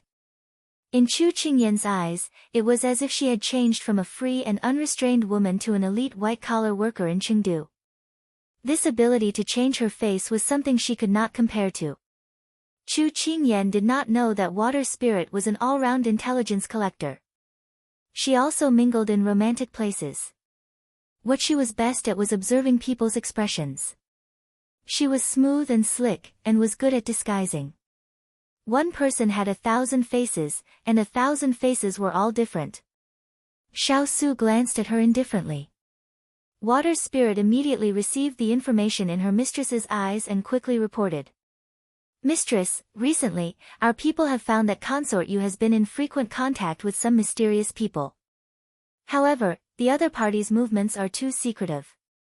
Our people are afraid of exposing our tracks, so we do not dare to get too close. Right now, we can only find this much." Xiao Su's slender fingers lightly tapped on the table. His expression was unclear as he said, "Continue. Ever since you returned to the capital, the Empress has often summoned the left Prime Minister to the palace to discuss how to keep you in the capital." Xiao Su's gaze was indifferent. This prince has already expected this. At this time, Chu Qingyan walked to the table and stood there, quietly listening to the conversation between the two. "Then what should we do next?" Water Spirit asked in confusion. "You don't have to spend too much effort on Consort Yu's matters for now. You just have to send people to follow her and don't let them discover you. As for Imperial Mother's matters, you can continue to investigate. If there are any movements, immediately send someone to report." He did not like to have too much interaction with Consort Yu. As long as she did not do anything outrageous or threaten the safety of him and the little fellow, he would not interfere. However, he was somewhat worried that Imperial Mother would become the biggest obstacle to him leaving the capital. This was because when he entered the palace this time, he could clearly feel the urgency of Imperial Mother's struggle for power. This kind of Imperial Mother was a very unsettling factor. "This subordinate understands." Water Spirit nodded. "If there are any movements at Fuli Mountain Range, immediately clean it up. No news can be transmitted to the capital. Our movements in Jiangnan also need to be wiped out. We can't let people with ulterior motives find out. Xiaosu thought for a moment and then instructed. Understood. When we return tonight, this subordinate will strengthen the manpower in this area and pay close attention. Water Spirit agreed. While Water Spirit and Big Ice Cube were talking back and forth, Chu Qingyan stood to the side and carefully observed her. It was because in these past few years, her impression of Water Spirit was only that name. But when she heard the name, she felt comfortable. Now that she saw her, she realized that a beautiful person could also be so intelligent, capable, valiant, and formidable. That's right, how could the fierce cavalry under Big Ice Cube cultivate a delicate flower vase? Even if she was a woman, she was still a strong woman. However, when she saw Water Spirit, she could not help but think of the words Turin said at Ci Shui Slope. Water Spirit, who had lost her lover, was still able to endure that period of time and live well. This was not easy. Her eyes could not help but reveal a trace of pity. And the serious Water Spirit seemed to have sensed her young princess gaze. She turned to look at her and her charming face revealed a smile, revealing a clean and pure smile. Chu Qingyan was stunned by this smile and also returned a gentle smile. Master, the young princess is smiling at me. Water Spirit was flattered and shouted at her master. Xiaosu's eyes twitched. An unreliable subordinate and a little fellow who was throwing flirtatious glances at him. This scene made the Fire Spirit and Turin unable to hold back their laughter. Hualing stood up with a smile. Master, this time Water Spirit came to share a piece of good news with us. After saying this, he turned to Water Spirit. What are you in a daze for? Hurry up and say it. Water Spirit then reacted, and under the gazes of her two masters, she sighed with emotion and smiled. Some time ago, Pigeon Feather found divine Dr. Luo's whereabouts and told Miss Cheng. After that, we lost their news. But 3 days ago, Pigeon Feather received news that Ethereal was out of danger. When she said this, Xiaosu and Chu Qingyan looked at each other and saw joy in each other's eyes. Today, there was no better news than this. Chapter 1017. This news was a joyous occasion for Chu Qingyan. She had been worried about this matter for a long time. Now that she knew that Ethereal was safe, she couldn't help but want to cry. This was not only for Ethereal, but also for Yen Luo. This pair of enemies who had missed each other so many times finally didn't miss each other forever. Water Spirit allowed her to calm down when she saw how emotional the young princess was. Then, she continued, however, Pigeon Feather said that although Ethereal is out of danger, she is still in a coma due to her severe injuries.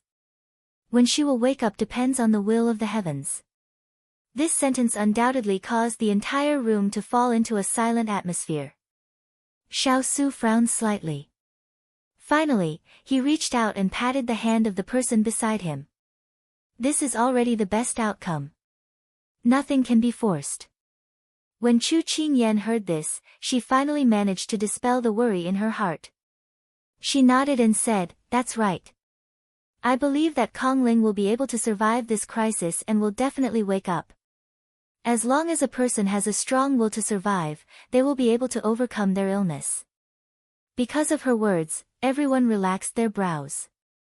They believed that Ethereal would not disappoint them. After Water Spirit and the others left, Chu Qingyan leaned against the table with a thoughtful expression.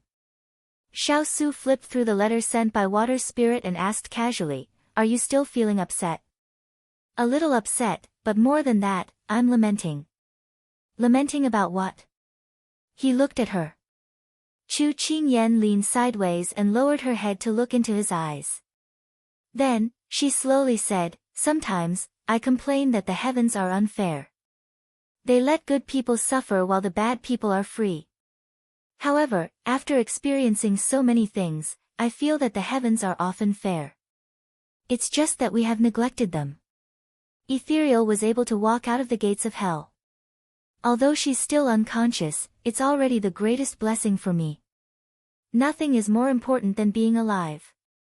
After Chu Qingyan said this, she tilted her head slightly and looked at him, her eyes crinkling.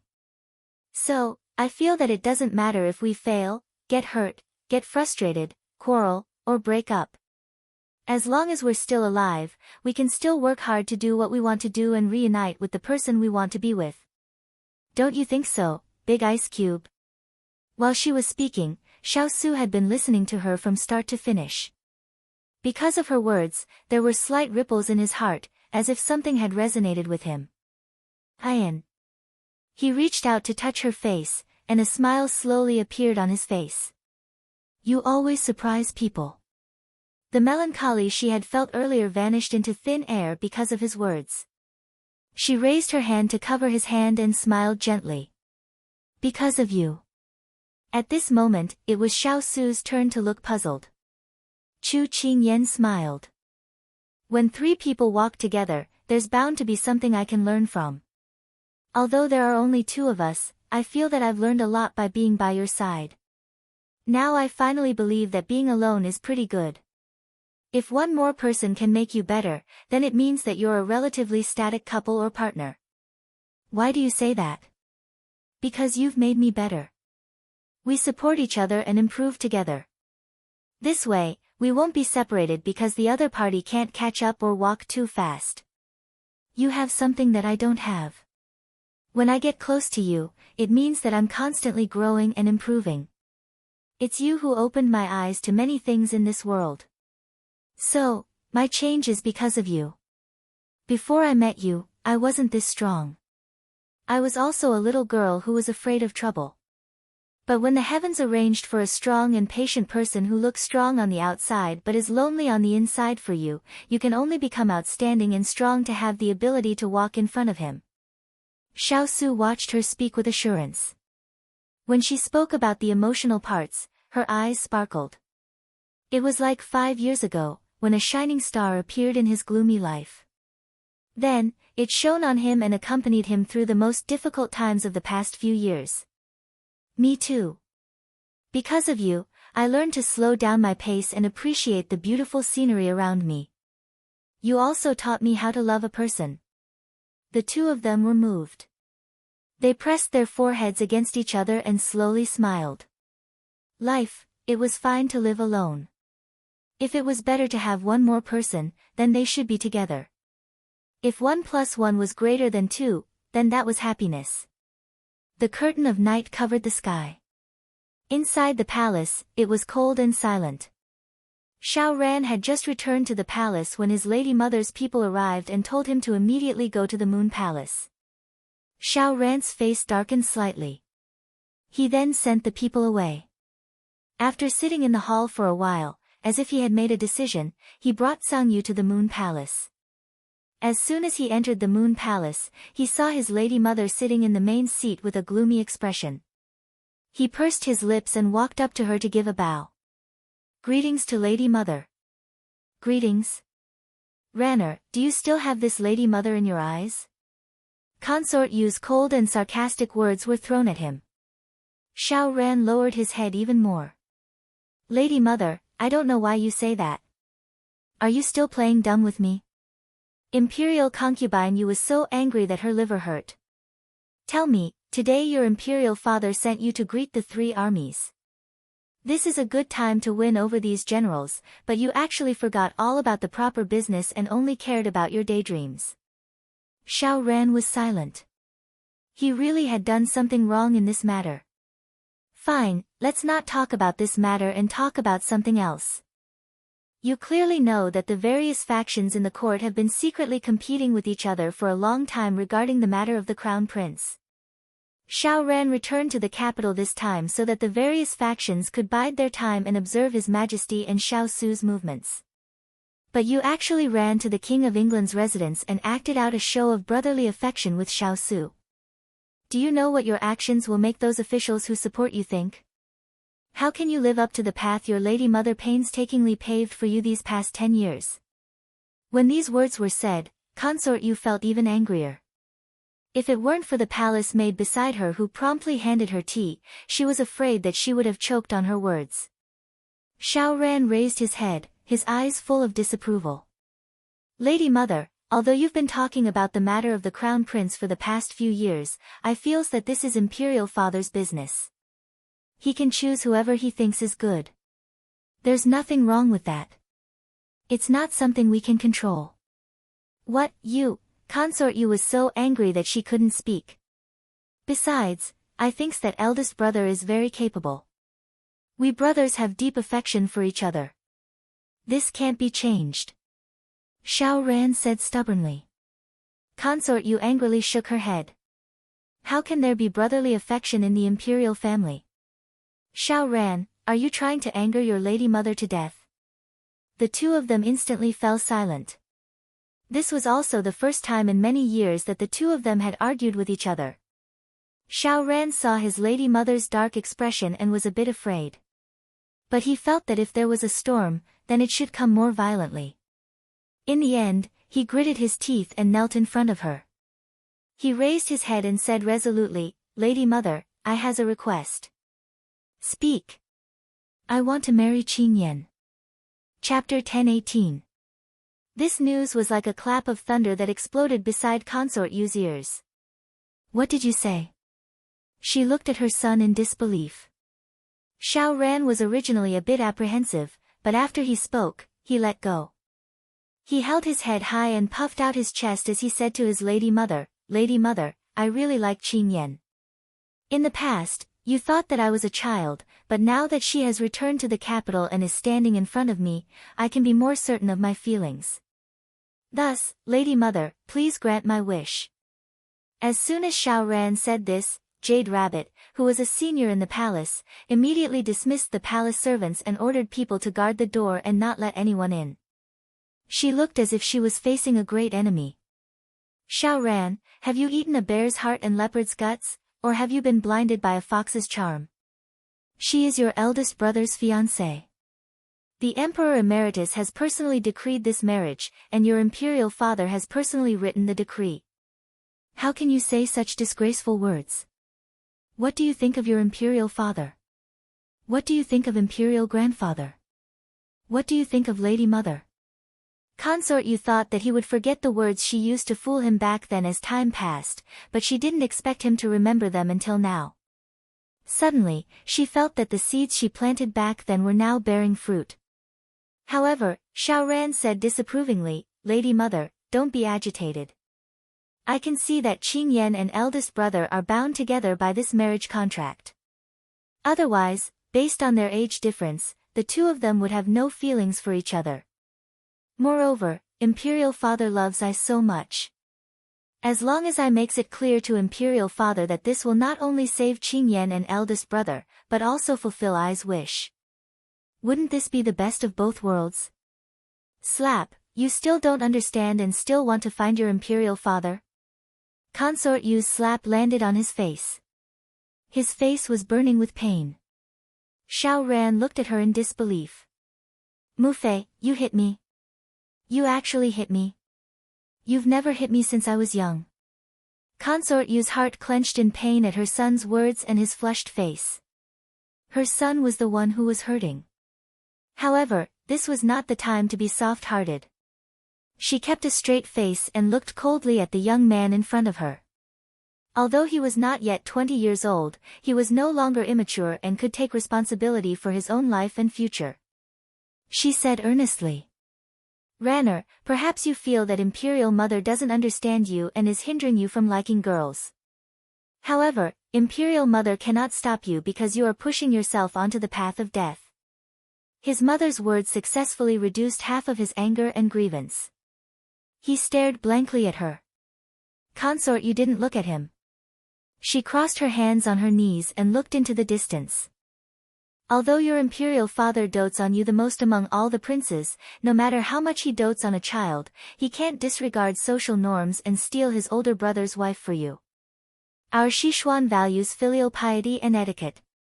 If you act like this, how can you live up to your Imperial Father's years of nurturing you? Where did all your studies go? But, Imperial Mother, Qin Yan won't be happy with eldest brother. I really like her, so why can't you let us be together? Xiao Ran couldn't listen to a single word right now. From his point of view, his mother was trying to stop him. What's so good about that girl? She has no family background, and no wealth. What do you think she can bring you? Wait until you're old and your love wanes. Then you'll realize that it wasn't worth it for you to give up everything for her. Consort Yu shook her head. She felt that her son was too inexperienced. Hearing his imperial mother talk about the little girl like this, Xiao Ran couldn't accept it. Although Qing Yan doesn't have what imperial mother says, those are just worldly possessions. I can give them to her. She's kind, brave, smart, and cute. Any one of these can be a reason why I like her. Everything imperial mother does is for your own good. I hope you can go back and think about it. Don't do anything that will harm your own interests. Consort Yu felt that she couldn't persuade her son in a short period of time. She might even get sick from anger. She might as well send him away so he wouldn't stab her in the heart. Xiao Ran still wanted to say something, but seeing his imperial mother's displeased expression, he closed his mouth. He covered his face as he walked out of the Moon Palace. When he stopped and looked back, his face was filled with determination. He wouldn't give up on Qing Yan. After Xiao Ran left, Consort Yu supported her forehead with her hand. The anger on her face disappeared and was replaced by disappointment. Jade Rabbit handed her a teacup at the right time and comforted her, "Your Majesty, don't be angry. His Highness might have said those words to you in a moment of impulse. His Highness usually listens to you and is very filial to you." These words caused Consort Yu's anger to rise again, but she wasn't angry at her son. I don't think he was being impulsive. He must have been possessed. This consort thought that Chu Qingyan was just a bit more decent looking, but unexpectedly, she's a vixen. She's truly skilled. Ranner only interacted with her 4 years ago, but she was able to make Ranner unable to forget her for so many years. In the past, Ran was such an obedient child. Now that she's only returned to the capital for a day, Ran is already openly going against this consort. If this goes on for too long, what will happen? The more Consort Yu thought about it, the angrier she became. She was so angry that her teeth itched.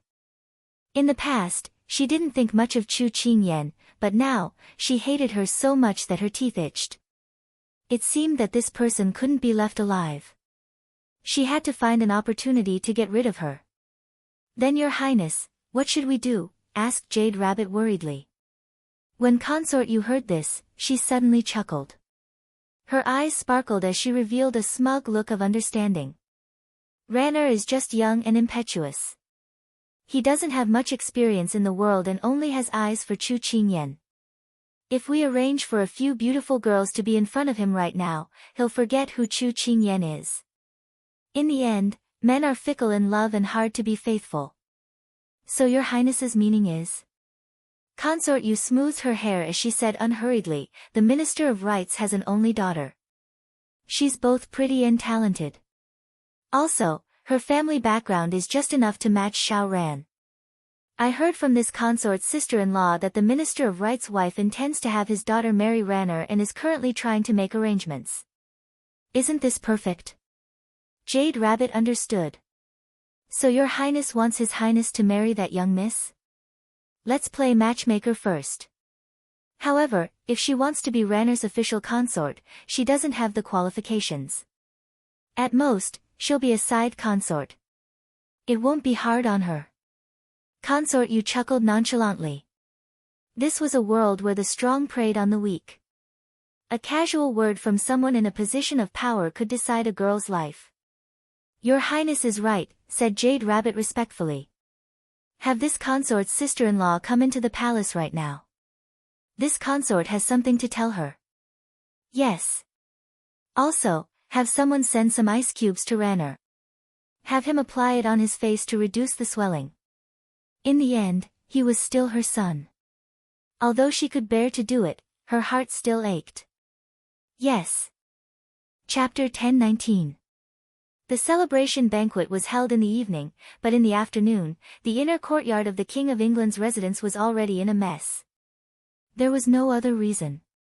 Because the two masters had not returned for many years, the clothes in the residence were all outdated. The celebration banquet that the two masters were going to attend was very grand, and the time was especially tight, so they could only send people out to the shops to buy. Chu Qingyan sat in the room, her fingers tapping on the table as she pondered. Master, will the clothes bought in such a hurry be all right? Xiaoxi stood at the side, slightly puzzled. Jasper also looked at her master, waiting for her answer. Chu Qingyan's brows slightly furrowed. The clothes that were prepared in a hurry were of course not as good as the meticulously prepared clothes of others. It was a pity that when she went out this time, she mostly wore men's clothes, so she neglected the need for women's clothes when entering the capital. She had not been in the residence for many years and had grown a lot taller, so she could not wear the clothes she used to wear. It was really troublesome. In fact, she was not a person who cared about clothes, but this palace banquet was her first appearance in the capital. It was also the first time that she and the Big Ice Cube had attended a large-scale event together. She could not stand out, but she could not lose the Big Ice Cube's face. However, this matter could not be rushed. Xiaoxi, go down and take a look. Have the people who went out come back? Chu Qingyan asked Xiaoxi to go and find out. After Xiaoxi left, Baiyu spoke up, Mistress, no matter what you wear, you'll be able to outshine those young ladies from official families. There's no need to rush. At most, we'll just wear something casually and we'll be able to outshine the crowd. Jasper's thoughts were sometimes very simple, just like the sword in her hand, fast, accurate, and ruthless, without any fanciness. Chu Qingyan shook her head and explained with a chuckle, Jasper, have you heard of this saying? Where there are people, there are jianghu. Jianghu has its own rules. If we step into this jianghu, we have to abide by the rules of jianghu. She gazed at Jasper with a smile and continued, the capital is like a very complicated jianghu. The way the women dress and the way the men play here all have their own fashion. We can be different from them, but we can't be too unique and eye-catching if we want to keep a low profile and not attract attention. She didn't mind being unique, but she didn't want to cause trouble. The more dazzling, the more extraordinary a person was, the easier it was to attract people's attention. What she needed to do now was to wander around in front of people and then silently hide in the dark. She didn't have the intention to compete for beauty, nor did she have the ambition to fight for power and profit. Therefore, the only thing she could do was to treat herself as an inconspicuous but important concubine of the King of England. Jasper didn't quite understand her words, but Chu Qingyan didn't expect her to understand thoroughly. Some things had to be experienced by Jasper herself, so that she could deeply understand the meaning of her words. Instead of a little joy, what came was a big ice block that was walking gracefully.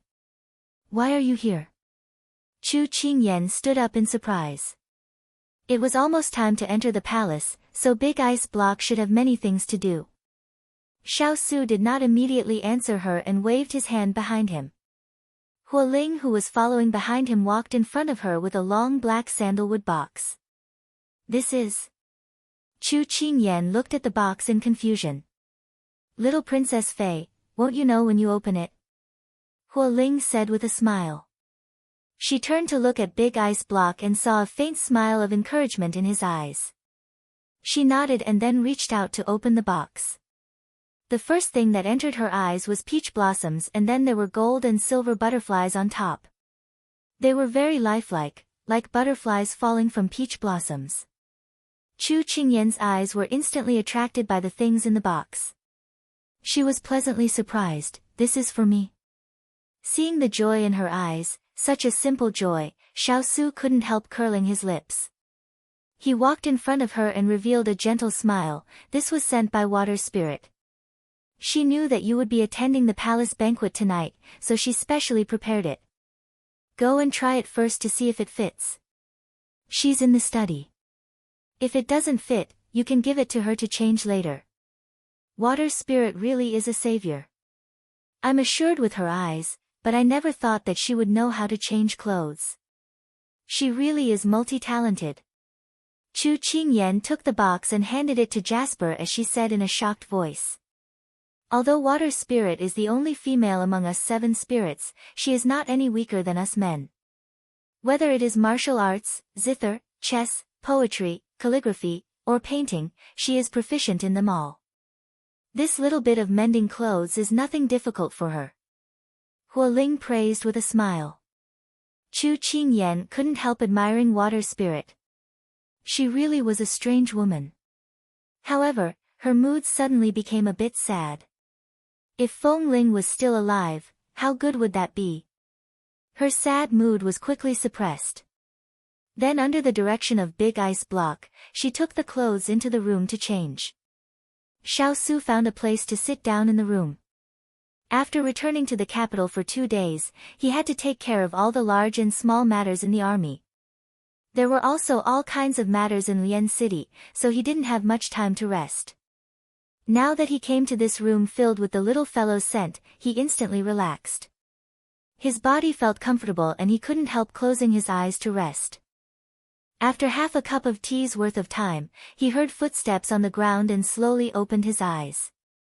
On the ground, there was a pair of white shoes with red and purple flowers embroidered on it. When she stood there, the layers of skirt covering a large part of it, only revealing the shoes. The light muslin skirt was decorated with peach branches, green leaves, and pink flowers. They were not scattered, but rather large clusters with butterflies flying around, making it look very pleasing to the eye. Going up, it was her slender waist that revealed her exquisite curves. On the right side of her chest was a large peach blossom. Looking at her entire person, she had a pure and beautiful charm. The peach blossom was like fire, moving people's hearts. Going up, it was that absolutely beautiful face.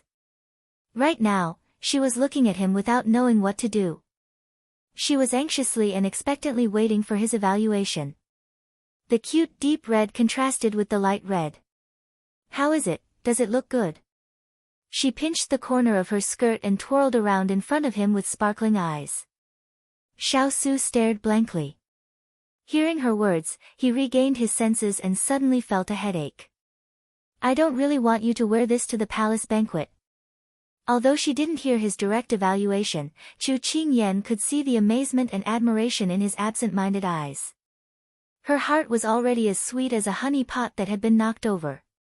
However, this dress really suited her. When she looked in the mirror earlier, she felt that Water Spirit's eyesight was very good. Water Spirit was able to see all the good points on her body in an instant. Every part of her body was vividly reflected. Only, how about I change out of it? She didn't want to be too eye-catching. At this moment, a pair of hands pressed down on her shoulders. The words carried an unquestionable tone. Wear it, why aren't you wearing it? You're my, Xiao Su's, woman.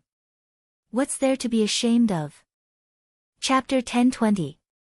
Xiao Su's domineering words that could not be questioned made Chu Qingyan deeply moved. Big Ice Cube, she called out in a low voice. Ian, in the capital, you don't need to deliberately hide yourself. I, Xiao Su, am not someone who can't protect my own woman. If someone looks down on you or disrespects you, you don't need to do anything. Remember, if anyone bullies you, come back and tell me. I will help you vent your anger. Xiao Su looked at her. She could feel that he was serious. But Big Ice Cube, if those people are all women, will you help me? Didn't you say that you never make a move against women? Xiao Su gave a low laugh. His voice was low and charming. Chu Qingyan almost lost herself in this low voice. I disdain to make a move against women, but how can I just watch you be bullied? Don't worry, I won't make a move against women, but they still have fathers and brothers. Who said that you have to beat people to vent your anger? The real way to seek justice is to rely on this. He raised his hand and pointed at his finger. In the circle of officials or nobles, it's very easy to make someone fall.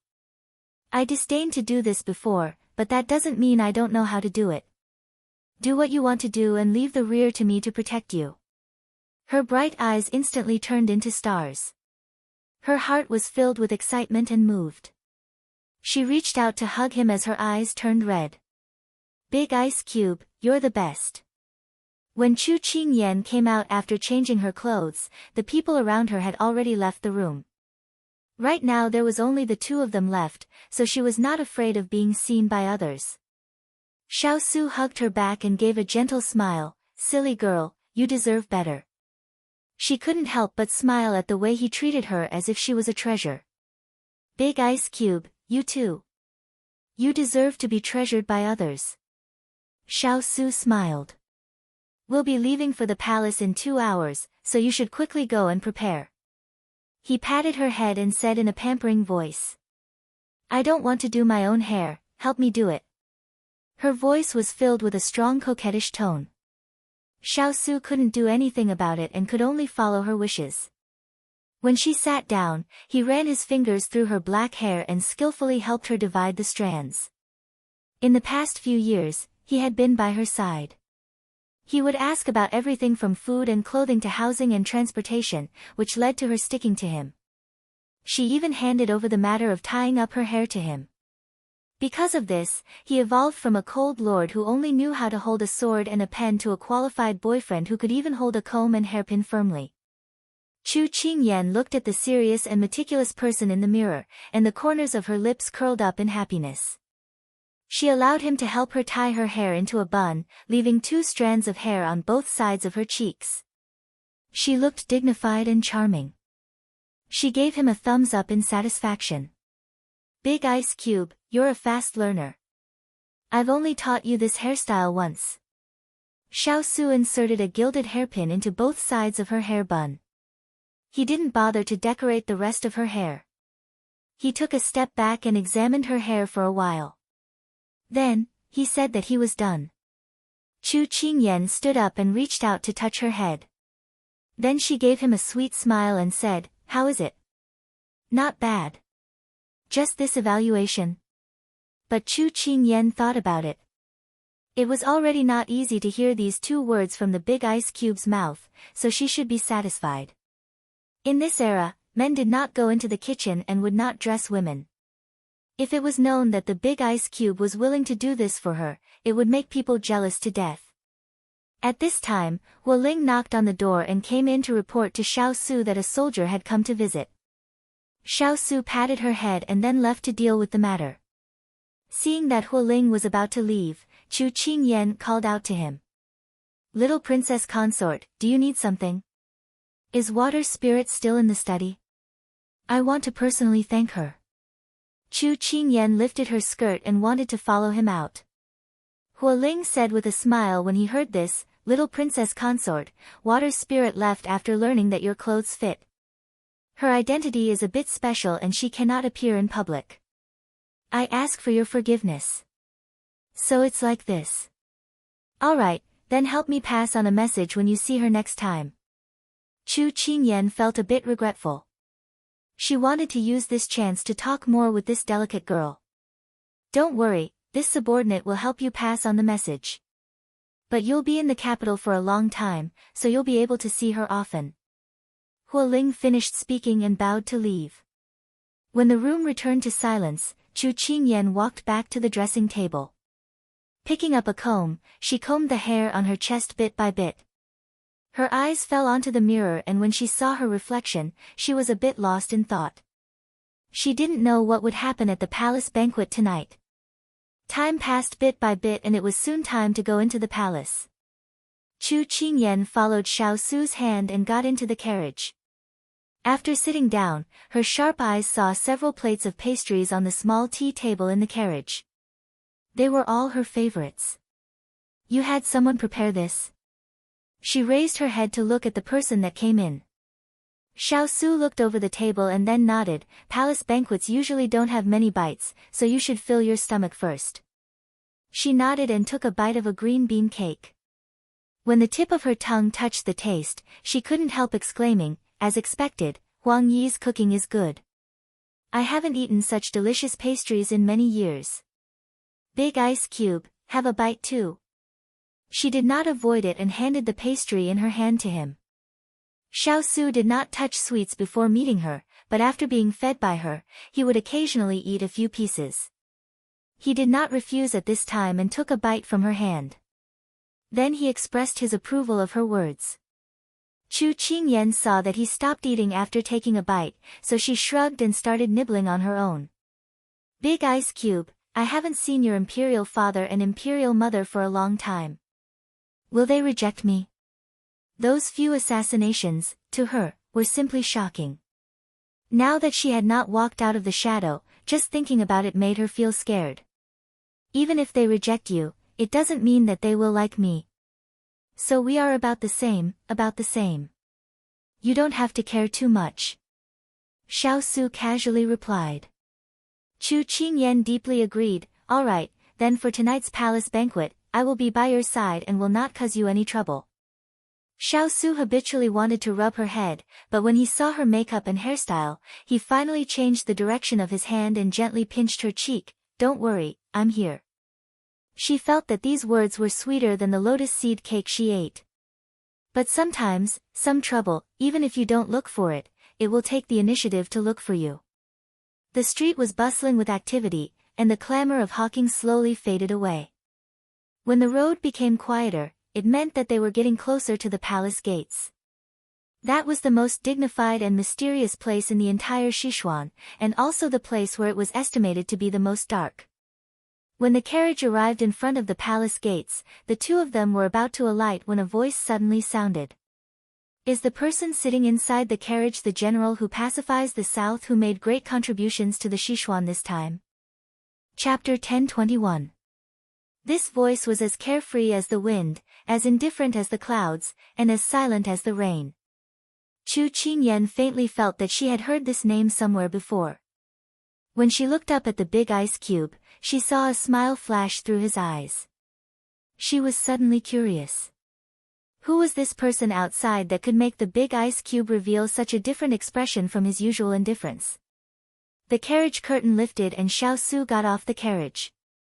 He turned and reached out to help Chu Qingyan down. When she steadied herself, he turned towards the direction of the voice. Second brother, how have you been? Eldest brother, long time no see. After this exchange, Chu Qingyan immediately recalled who this person was. She walked to Big Ice Cube's side and looked up at him. He was leaning against the palace wall. He was wearing an ink-colored robe and had an unruly smile on his face. He was a handsome man. Xiao Yao, the second prince of Sichuan.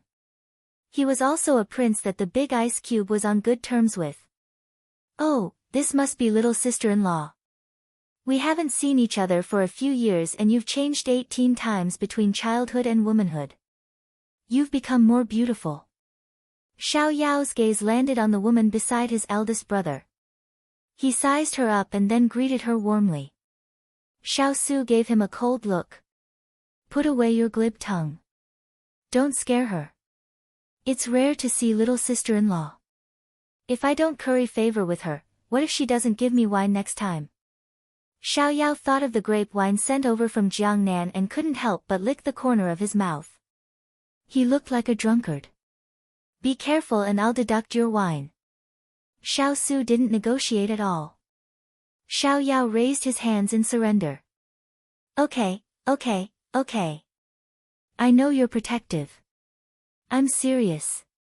Finishing, he turned to look at Chu Qingyan and smiled amiably. Hello, little sister-in-law. Let me introduce myself. I'm Xiao Yao, ranked second. You can call me by my name. She was used to traveling outside and wasn't as fragile as the big ice cube said. While she was surprised by Xiao Yao's warmth, she wasn't frightened by him. You don't have to be so courteous, second brother.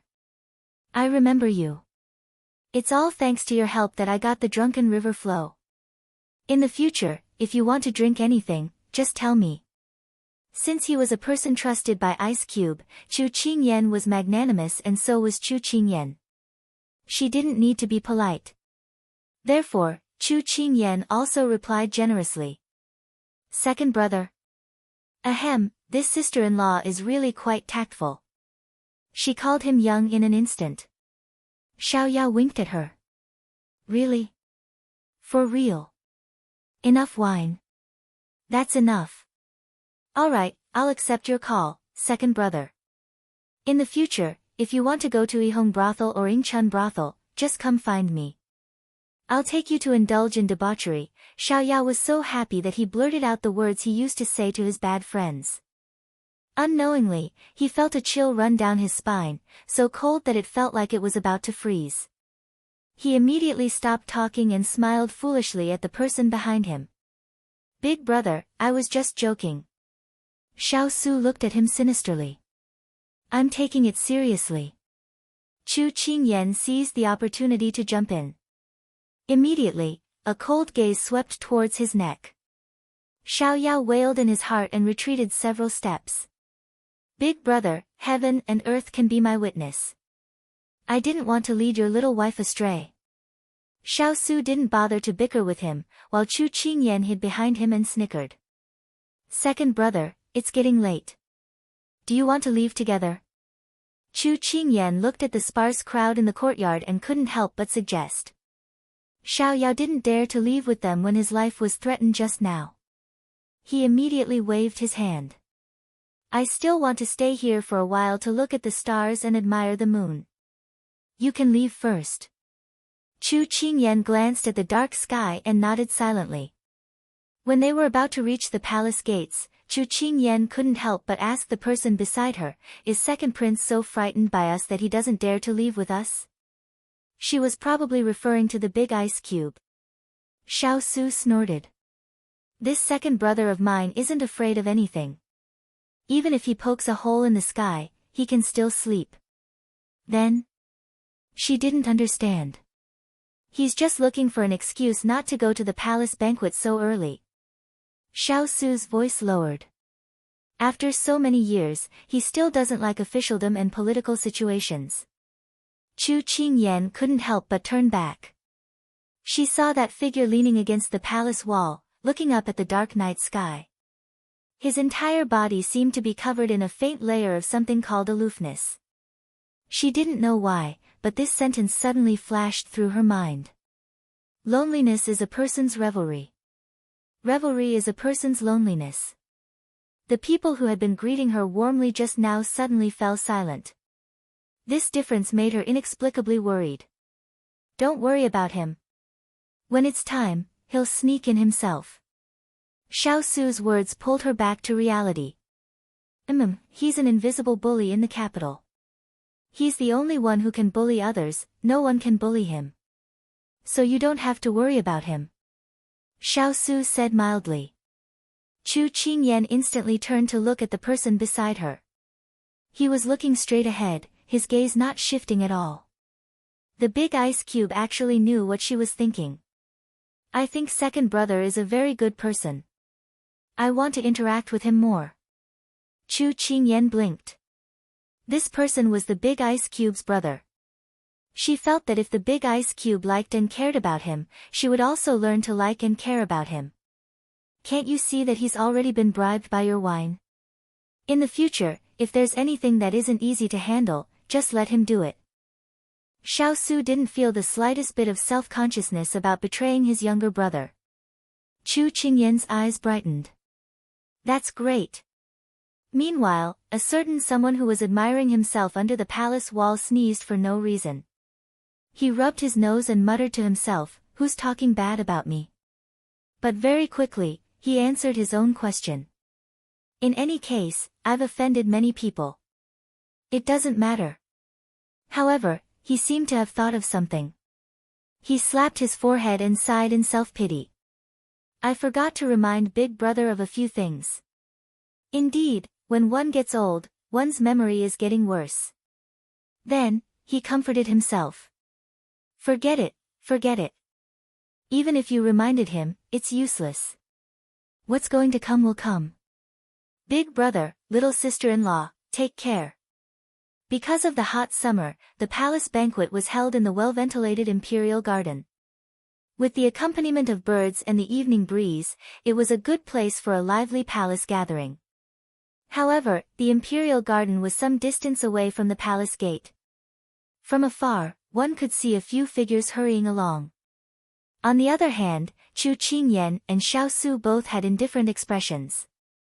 They weren't in a hurry at all as they walked slowly. However, as martial artists, their strides were naturally larger and faster than ordinary people. So very quickly, they caught up with the people in front of them who were hurrying along. "Didn't I tell you before? Earlier. You just didn't listen and kept fiddling with your clothes and accessories. Seeing that the palace banquet is about to start, are you trying to get me killed?" When they got closer, Chu Qingyan heard a young official reprimanding his female companion. From the looks of it, it seemed to be his wife. At this moment, that woman said coldly, "You've already said it 4 or 5 times. Hurry up and leave." Chu Qingyan originally didn't want to bother. At this time, it was better to avoid unnecessary trouble. However, when she heard that female voice, she couldn't help but raise her eyebrows. This voice was somewhat familiar and gave her a bad feeling. Chapter 1022. This familiar voice seemed to bring back some bad memories. Chu Qingyan couldn't help but take a few more glances at that slim and graceful figure. However, the woman in front seemed to have sensed something and turned to look at her. However, when her gaze met with Chu Qingyan's, a hint of confusion appeared in the woman's eyes. It was as if she was trying to figure out who this person was.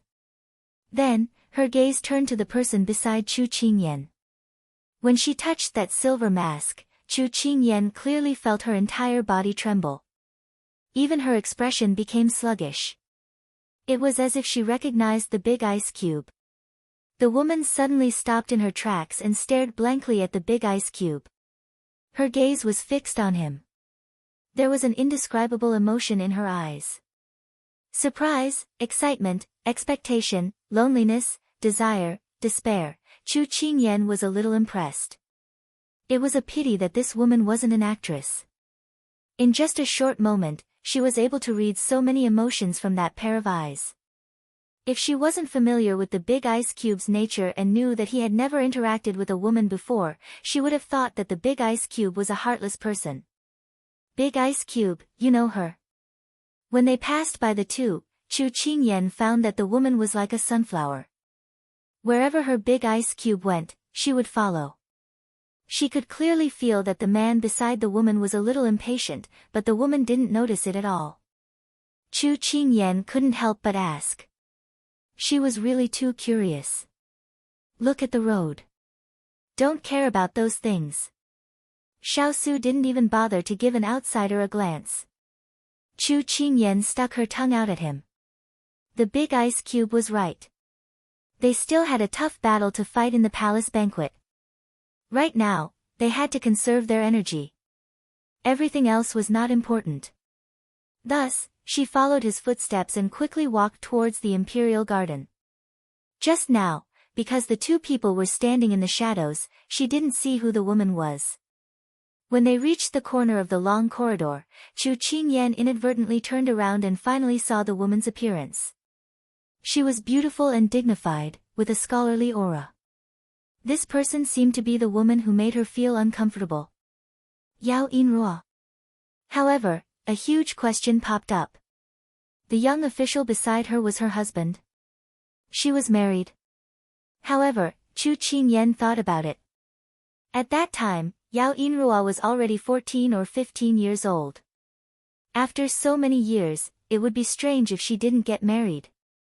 After all, in this era, it was very normal for women to get married at the age of 13 or 14. However, the way she looked at her just now was a little strange. After she looked at the big ice cube, when she looked at her again, there was a look of jealousy and anger. Chu Qingyan frowned. Just as she was about to think about it, she heard the sound of a string instrument getting closer and closer. She immediately collected her thoughts and waited seriously. When Xiao and Chu Qingyan disappeared around the corner, Yao Yingruo's side was having a dispute. Of 8. Why did you keep staring at that couple? We're here to attend the palace banquet, not for you to be distracted. Sang Yu was a bit anxious when he saw that she chose to remain silent again. Do you know who walked by just now? The words couple pierced her heart. She curled her lips and a trace of coldness flashed through her eyes. Who? Sang Yu relaxed when he heard that she was willing to speak. He followed her words and asked. He, Yao Inrua's eyes sparkled, is the hero who made countless contributions to Sichuan. The famous His Royal Highness. His Royal Highness? Sang Yu was stunned. Just now, he only cared about his wife and didn't pay attention to anyone else. Even when he looked at them, he only saw their backs. He didn't know who they were at all. That's right. He's the person Sichuan's commoners and the person all the civil and military officials look up to. Yao Inrua's voice was full of worship. However, Sang Yu was still in a daze and didn't notice that his wife's expression wasn't right. He suddenly grabbed her hand and reprimanded her. Why didn't you tell me just now to let me pay respects to His Highness? This is such a rare opportunity. These words made Yao Inrua feel a bit of disgust, but she couldn't show it too obviously. She pushed his hand away and smoothed out the creases on her clothes. Then, she recovered her calm tone and said, we should go. Otherwise, we'll be late for the palace banquet. Her words made Sang Yu come to his senses and he immediately urged her to leave. Yao Inrua's lips curled mockingly. How could this person who was too ambitious and didn't have any real ability compare to His Royal Highness? How could she have married this kind of person? Chu Qingyan was no longer in her line of sight. A haze flashed through her eyes. How could this Chu Qingyan have the right to stand by His Highness' side? Her eyes were filled with hatred. The imperial garden was filled with the liveliness of victory. At this moment, a loud voice rang out. His Royal Highness, Miss Chu, has arrived. As soon as these words were spoken, the noisy garden gradually quieted down. Because the main character had arrived. The god of war who had left for 4 years without any news. Then, like a savior, he descended on the battlefield and slaughtered the enemy until they threw away their helmets and armor. He was about to return. Everyone raised their heads in anticipation, waiting anxiously to catch a glimpse of that person's elegant demeanor. As expected, not long after the eunuch's voice rang out, 2 figures appeared in everyone's line of sight. The silver-masked man was dressed in a simple and luxurious black robe. He had an extraordinary temperament and his expression was as cold as ever. He slowly walked into the imperial garden like a god descending from the heavens. In an instant, everyone held their breaths. They didn't even dare to breathe loudly, as if they were afraid of blaspheming this noble god.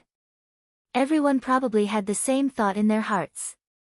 His Royal Highness was still as noble and cold as ever. However, just as they were about to withdraw their gazes, they suddenly noticed a young girl standing beside him. She was dressed in a pink brocade dress and was surrounded by flowers, but it didn't steal the girl's brilliance. Instead, it served as a foil to the girl's appearance, making her even more beautiful than flowers. Just one look was enough to make people fall head over heels for her. Her watery eyes were quick-witted and crafty, making people think of a lazy cat or a cunning fox. Her long black hair was tied up in a simple bun. Although there were only 2 gold hairpins in it, it had a fresh and refined appearance. However, her expression was natural and unrestrained. Her bearing was elegant and her temperament was outstanding. She had a dignity that noble ladies didn't have. Even princesses and concubines didn't have her aura. She was young, but she had a stunning appearance. Her bearing was calm and collected. Who was this person?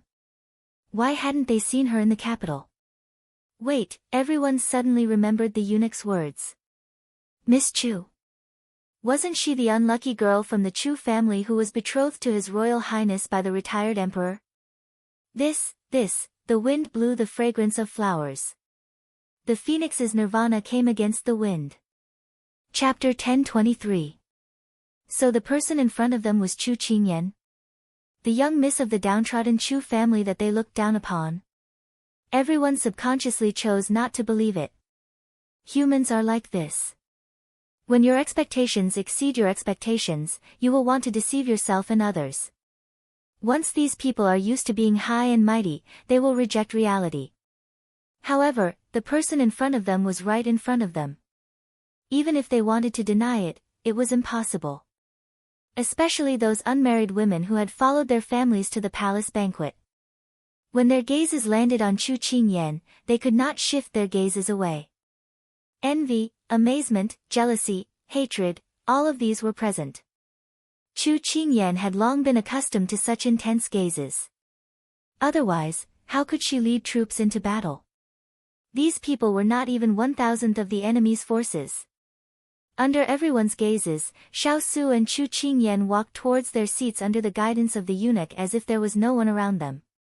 On the short journey, the left minister's faction, the officials who wanted to curry favor with them, and the soldiers who had followed the army into the capital all politely greeted the two of them.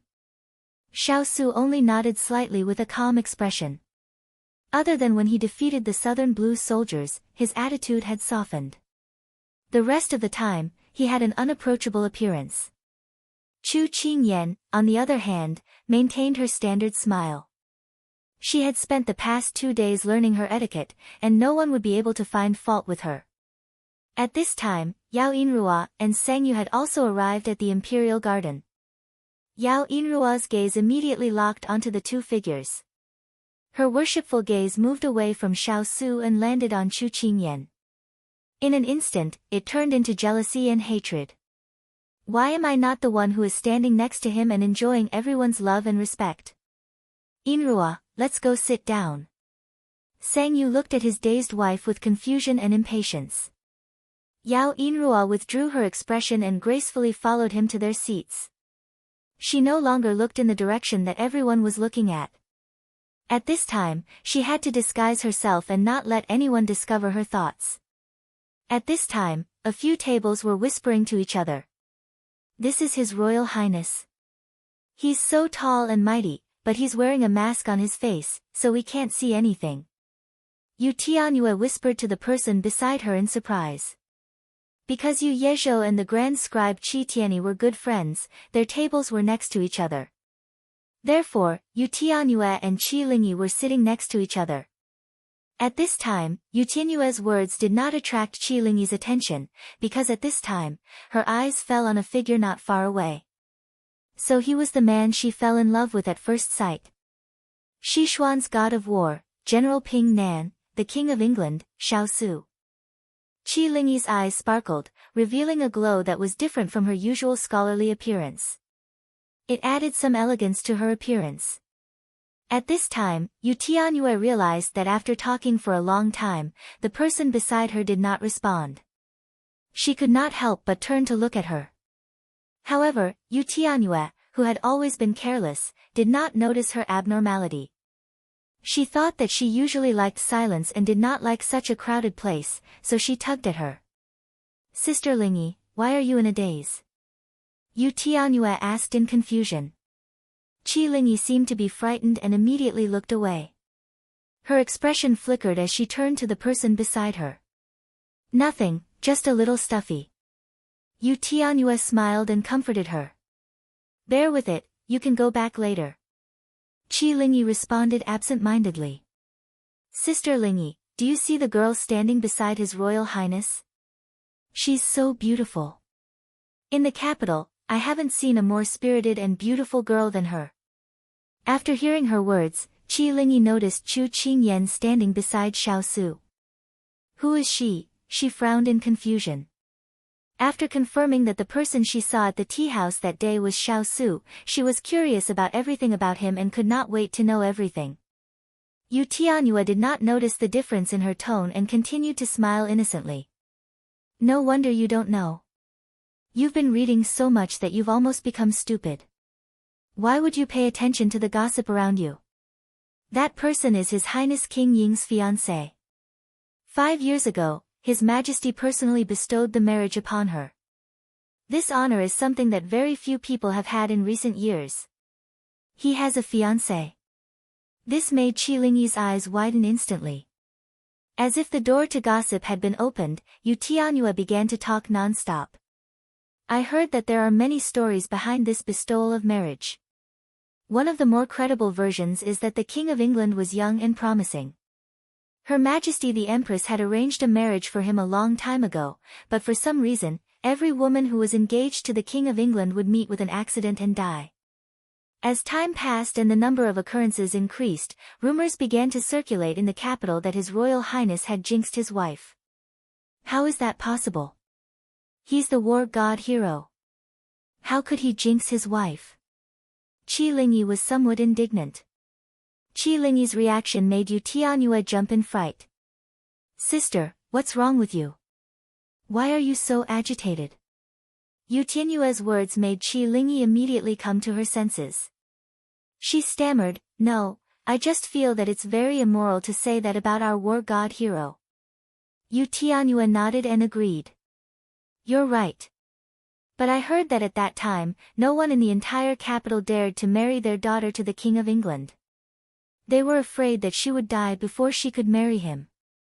Then this Miss Chu is... Qi Lingyi's face was filled with curiosity. Here's the main point. Later, the retired emperor did a divination for the King of England. He seemed to have said that Miss Chu's life was tough or something, so His Majesty issued an imperial edict for the two of them to marry. But at that time, Miss Chu was only 10 years old. Now that 5 years have passed, she should be 15, about the same age as us. Yu Tianyue's words made Qi Lingyi's heart skip a beat. Her gaze turned to the girl in red not far away. She was 15 years old, the same age as her. And you know what?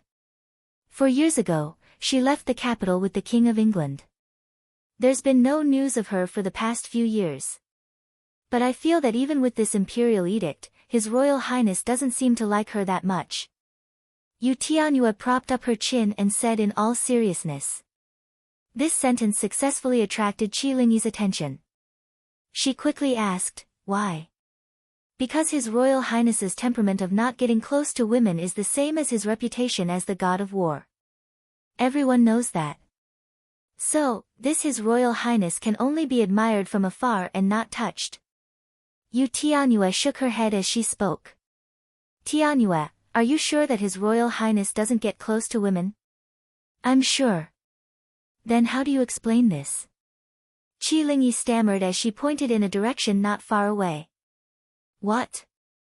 Yu Tianyue turned her head in confusion and followed Qi Lingyi's gaze. Heavens, what was that rumored to be cold and emotionless god of war doing? He was tidying up his little fiancée's makeup. Tidying up. Makeup. Please tell me that I'm blind. This can't be true. Chapter 1024. At this time, the two people who were the center of attention were talking as if no one else was present. I shouldn't have asked you to help me do my hair for such an important occasion. Look, it almost fell apart. She lightly snorted.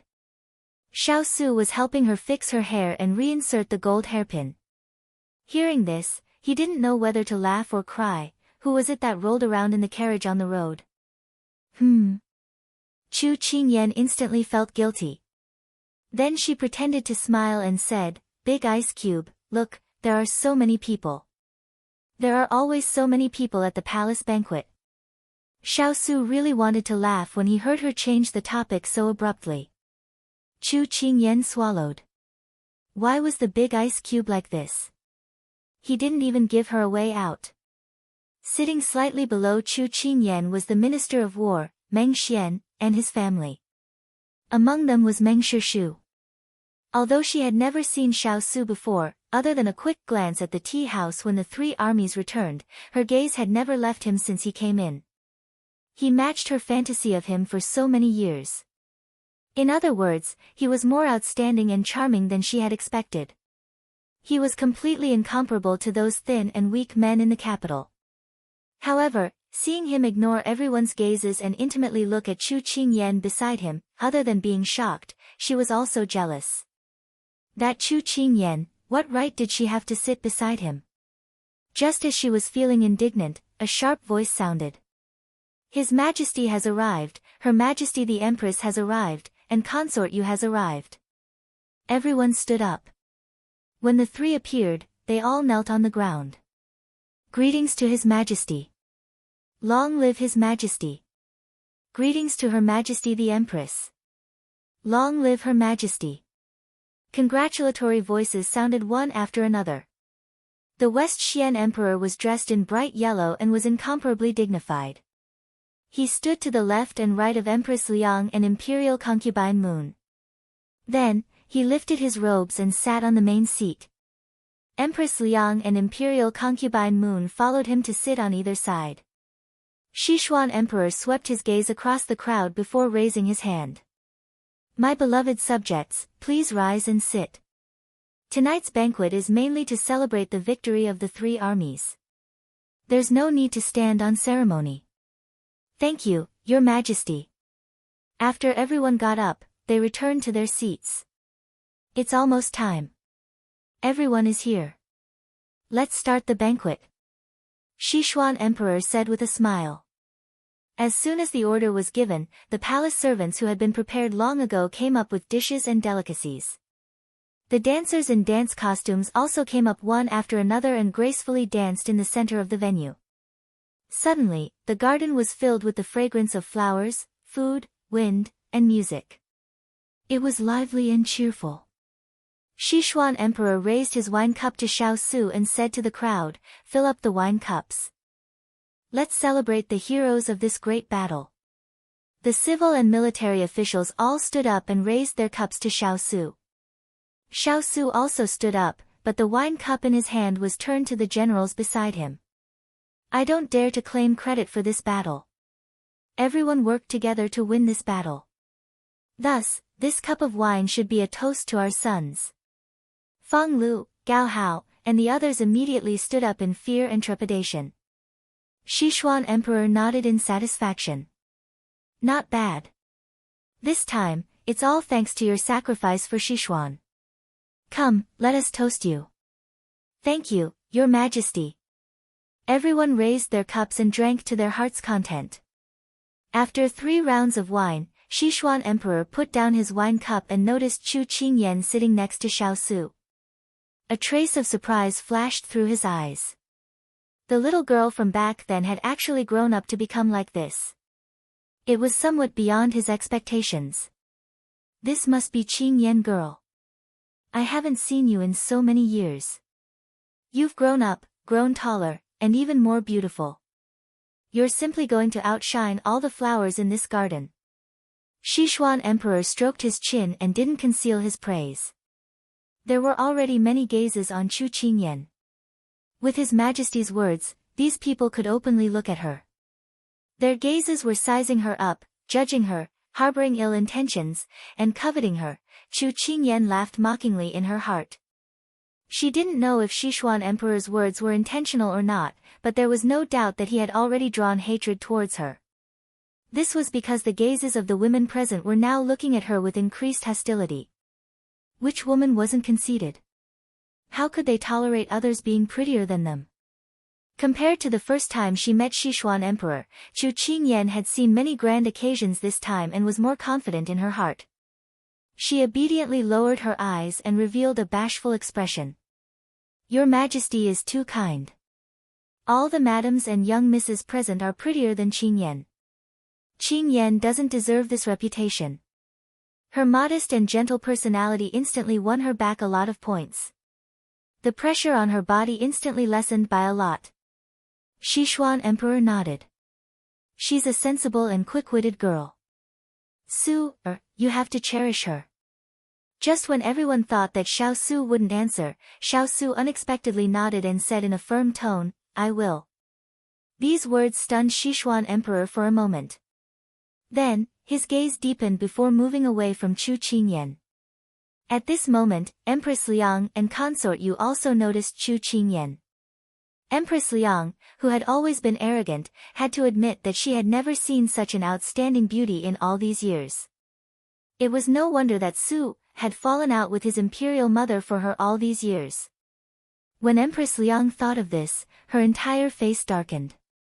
She also didn't have a good impression of Chu Qingyan. Consort Yu carefully sized up Chu Qingyan a few times and nodded slightly. Her appearance was excellent. It was normal for Ranner to be captivated by her. After all, there wasn't a woman as beautiful as her in the capital. She changed her mind. If Xiao Su fell and Ranner still remembered her, as his imperial mother, she could fulfill his wish and let Chu Qingyan stay by his side. However, she wouldn't have a status.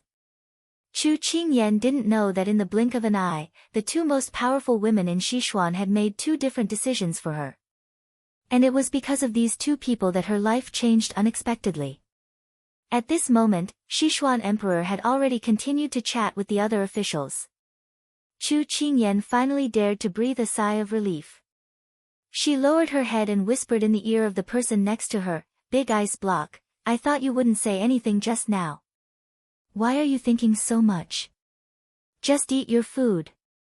As he spoke, he picked up a piece of her favorite food and placed it in her bowl. Chu Qingyan didn't say anything else.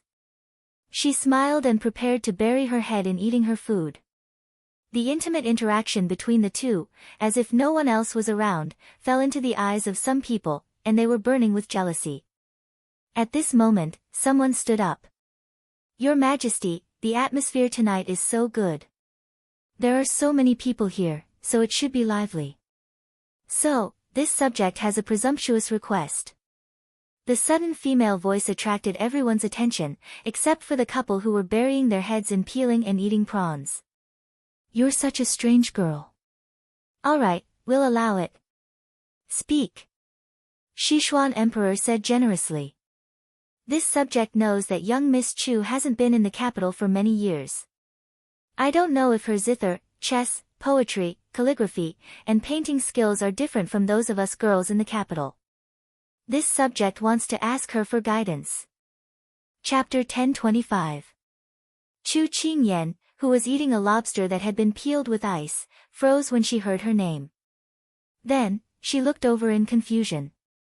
She was a rather handsome girl. But she didn't know who she was. Chu Qingyan was a little confused. "Are you talking about me?" The girl nodded and smiled very politely. "I'm talking about you, Miss Chu."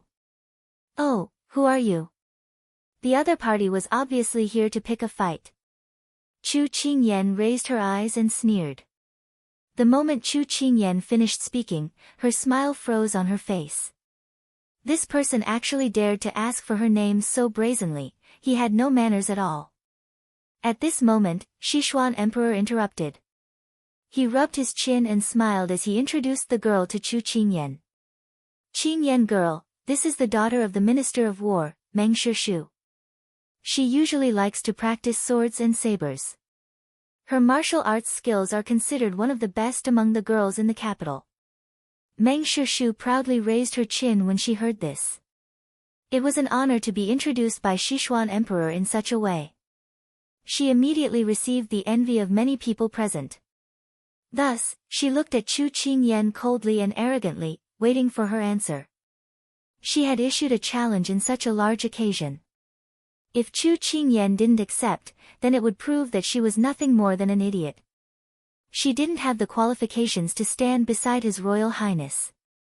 Chu Qingyan nodded in agreement with Sichuan Emperor's words, but her heart was beating like a drum. Sichuan Emperor's words seemed to be praising Meng Shishu, but there was a hidden meaning in his words. She chuckled and looked up at Meng Shishu. "Then may I ask Miss Meng, what did you say just now?" "I was preoccupied with eating and didn't hear clearly." Meng Shishu's eyes twitched. Was this person really stupid or was he pretending to be stupid?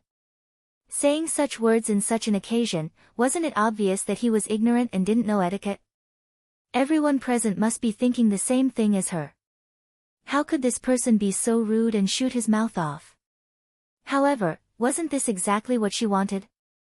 She wanted to ruin Chu Qingyan's reputation.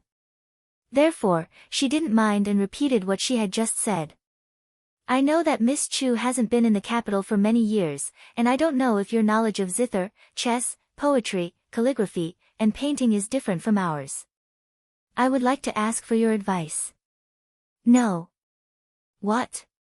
Meng Shishu was confused by her answer. "There's no difference," Chu Qingyan replied curtly. It was fine if this person didn't have good eyesight, but he actually had a problem with his hearing. Could it be that all the young ladies raised in the capital were so weak?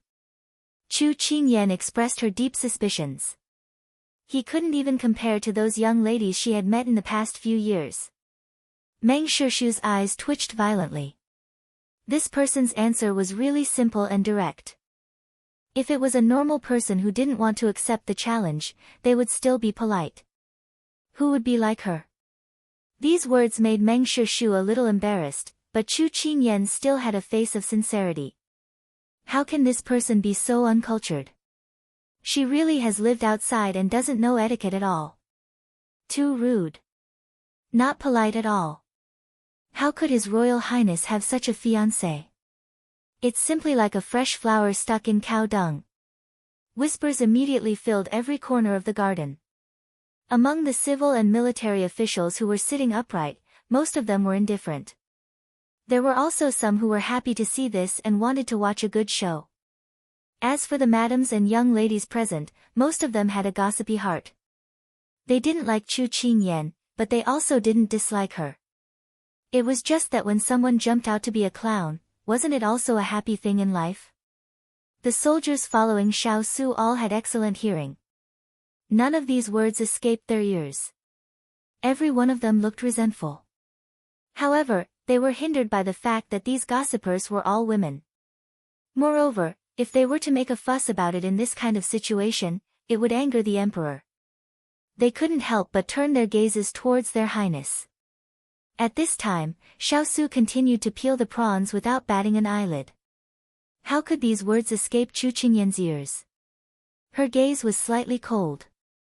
She lightly moved her lips to the person beside her. Big ice cube, they said I'm cow dung. Xiao Su curved his lips. Why bother arguing with a pile of cow dung, it'll lower your status. Chu Qingyan's mood was refreshed. When Meng Shishu heard the discussion of the women beside her, she was overjoyed. This was what she wanted. She wanted to expose this person's true colors in front of everyone. She was simply a good-for-nothing who couldn't be compared to the noble ladies of the capital. If Meng Shishu knew when to stop at this time, then she wouldn't end up looking for trouble. Unfortunately, people just didn't know how to be content. Meng Shishu raised her eyebrows and looked at Chu Qingyan. She said considerately, "It's okay, we don't have to discuss the 4 arts. Everyone knows that His Royal Highness's martial arts are superb. You should be influenced by him a little and learn some martial arts. You just heard His Majesty say that I have some foundation in martial arts. Do you mind if we have a competition?" Chu Qingyan really wanted to reply, "I mind." She really didn't want to have too much to do with this retard. Moreover, she had already achieved her goal just now. She wanted everyone to think that she was just an ordinary person who didn't know anything. This way, she wouldn't attract too much attention and would avoid some trouble. Unfortunately, the situation didn't seem to develop in the direction she wanted, because the woman in front of her, Meng Shishu, kept biting her and wouldn't let her go. If a tiger doesn't show its power, you really think I'm a haro cat? Compete with Meng Shishu? Those who were familiar with Meng Shishu knew that she was very battle-hungry and was very skilled in martial arts. Even among the generals in the court, there were very few who could beat her. If Chu Qingyan dared to accept, then it would be very lively. Among them, there were those who couldn't stand Meng Shishu's arrogant and domineering attitude and wanted to see her suffer. There were also those who wanted to see Chu Qingyan put on a good show. If her first appearance in front of a high official and noble ended in a sorry state, then she wouldn't be able to stand in the capital in the future. After all, they didn't mind watching a good show. Chu Qingyan took a cloth towel from the side and slowly wiped each of her fingers clean. When Meng Shishu became impatient, she slowly stood up. "Okay, I accept your challenge." She shrugged, showing that she didn't care. Since she wanted to be invisible and these people wouldn't let her go, then she might as well fight. There was no need to shrink back. As soon as these words came out, the entire imperial garden became lively. They really didn't think that Chu Qingyan would have the courage to accept Meng Shishu's challenge. The tyrant of the capital against the King of England's wife, this was going to be a good show. Everyone expressed a strong interest in this impromptu program. "Ready to fight?" Xiao Su raised his eyebrows. "I'm just playing with her. Otherwise, it would be very boring. Chu Qingyan winked at him with her left eye and then walked out in a natural and unrestrained manner. Xiaosu shook the wine cup in his hand and slightly curved the corners of his lips. The little fellow couldn't sit still. However, these people dared to openly provoke the little fellow in front of him. He would remember this account. Chapter 1026. At this time, Consort Yu, who had been sitting quietly all this time, spoke up, as if she was worried for her. Qingyan girl, are you really going to accept the challenge? Swords and spears don't speak, this isn't a joke. Chu Qingyan raised her eyebrows. She didn't say that she was going to use swords and spears, but this Consort Yu really knew how to set a trap for others. Her fake smile was really a bit glaring. Don't go overboard. Discussion comes first, winning or losing comes second. Chu Qingyan nodded slightly at Consort Yu, then turned to look at Meng Shishu. How do you plan to compete? This question was asked as if she was casually asking what she was going to eat for lunch. Meng Shishu lightly snorted. I'll let you smile now, but you'll be crying later. We're just going to compare notes. Take it as an entertainment for this celebration banquet, and also liven things up for the soldiers. We'll let them see that us women aren't weak. If the country is in danger, we can also help. Meng Shishu's words won over the hearts of many people present. Even those women who didn't like Meng Shishu couldn't help but straighten their backs. Her words made them feel proud. They had all dressed up meticulously for this trip to the palace because they'd heard that most of the brave and smart soldiers were unmarried men. Their family elders had instructed them to show their best side, so that the soldiers' gazes would linger on them for a while longer. Chu Qingyan nodded, but didn't comment. She couldn't tell that this woman was quite good at playing tricks with words. However, things would be more interesting if the opponent had some ability. Let's each pick a weapon that suits us, and then we'll decide the winner in one round. How about it? Meng Shishu spoke again. She raised her chin high, as if she was the host here, and looked at her with slight contempt. Chu Qingyan expressed no objection. Meng Shishu seemed to have been prepared. The palace servant behind her handed her a long black whip. She folded the whip in her hand and patted her palm. When she looked at Chu Qingyan, she asked, "What is your weapon?" Chu Qingyan did not intend to use her own, because that would be an insult to her weapon. She glanced at the imperial garden and locked her gaze on a spot. Then, she smiled. This is it. The guard held an ordinary spear in his hand. Meng Shishu's casual attitude towards Chu Qingyan made her feel that something was amiss. However, she quickly threw that thought to the back of her mind. She could not wait to see Chu Qingyan's face being humiliated, so that she could take her down a notch. I'll have to trouble your majesty to be the notary. Meng Shishu cupped her hands and said mischievously to the Sichuan emperor. The Sichuan emperor shook his head and laughed. You little girl, I'll naturally be the notary, but you have to be careful not to hurt the King of England's precious wife. These words didn't seem to have any problems, but it was like a stone hitting 3 waves. Everyone's eyes faintly revolved around Chu Qingyan and Xiaosu. His Royal Highness was such a cold-blooded and heartless person. Would he be attracted to women? What qualifications did Chu Qingyan have to be favored by His Highness? The smile on Chu Qingyan's face faded a little. Sure enough, where there were people, there would be Jianghu. Mutual deception, and no blood would be shed. She propped her spear on the ground and looked at Meng Shishu with clear eyes and a smile. You can begin. Meng Shishu was waiting for these words. She loosened her fingers and the end of the whip fell to the ground. She swung her arm and the long whip made a loud sound in the air before it fell to the ground. It was at least 2 zhang long and the pitch-black body of the whip was shining under the light of the fire. The timid women present couldn't help but feel guilty when they saw it. Seeing that Chu Qingyan didn't move, Meng Shishu didn't wait any longer and chose to make the first move. If Meng Shishu knew that Chu Qingyan was thinking about how many moves she had to give in order to not let others see through her true martial arts, she would be so angry that she would vomit blood. The long whip whistled through the air towards Chu Qingyan. Chu Qingyan narrowed her eyes. She didn't hold back from the start. If she was an ordinary woman, she wouldn't be able to dodge this whip and her flesh would definitely be split open. She curled her lips and her spear left the ground. When the long whip was in front of her, she quickly swept her spear and blocked this powerful whip. Meng Shushu raised her eyebrows. She couldn't tell that she had some skills. Chu Qingyan raised her eyebrows. You too. Then, I won't be polite. Meng Shushu swung her whip and then unceremoniously swung it towards Chu Qingyan. Chu Qingyan easily blocked it with her spear, but she had to make sure that no one could see that she was relaxed. This was really troublesome. The two of them went back and forth and were in a stalemate. The people present were all focused on the two of them and couldn't be bothered to eat, drink, and play as their eyes were fixed on them. Usually, it was common to see men fighting. It was really rare to see women fighting. It was simply satisfying their curiosity. However, these people were divided into several factions. The left prime minister was the main faction and stood on Xiao Su's side. They didn't want Chu Qingyan to lose because if she lost, it would be equivalent to losing Xiao Su's face. The right prime minister and others didn't want to accept Xiao Su's side because the reason was the opposite of the left prime minister and others. There were also noble ladies and young ladies who wanted to see Chu Qingyan or Meng Shushu embarrass themselves. There were also unimportant spectators who didn't care about the matter and just wanted to pass the time.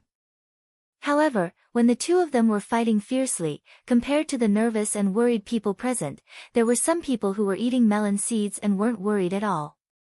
They were the soldiers who followed Xiao Su and were familiar with their little princess's ability. You guys can just play around over there. You guys aren't even worth a finger of my little princess. However, only the two people in the middle of the field could truly see each other's ability.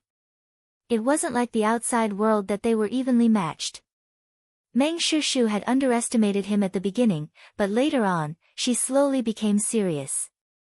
Because in the fight, she felt more and more tired. Every move she made, no matter what, was blocked by the other party. Although the strength wasn't great, her arm was shaking until it was numb and she was becoming more and more powerless. This was the first time she met such an opponent.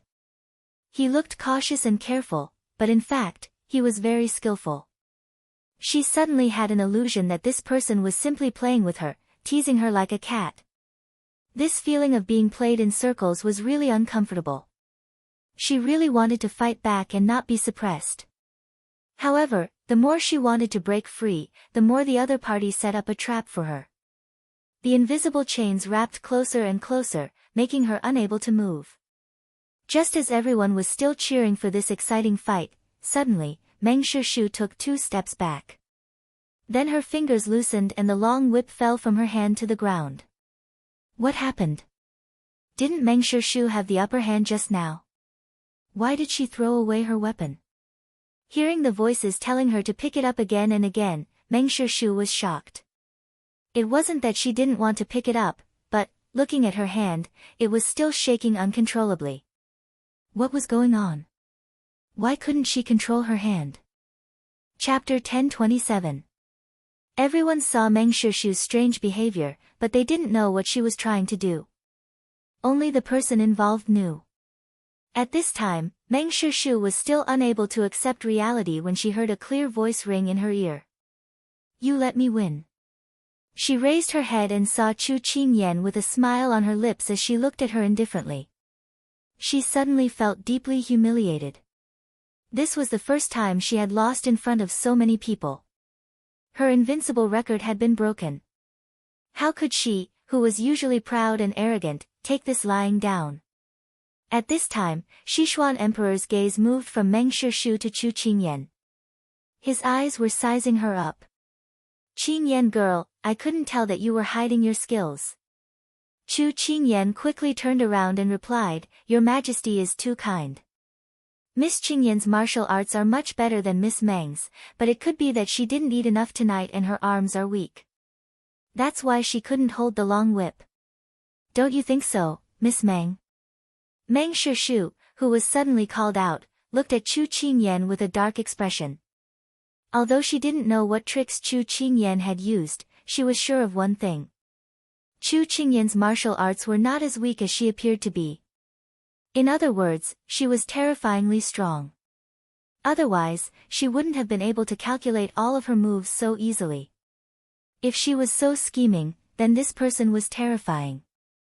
But at this time, under the gaze of the emperor and the civil and military officials, she could only bite the bullet and agree. Yes.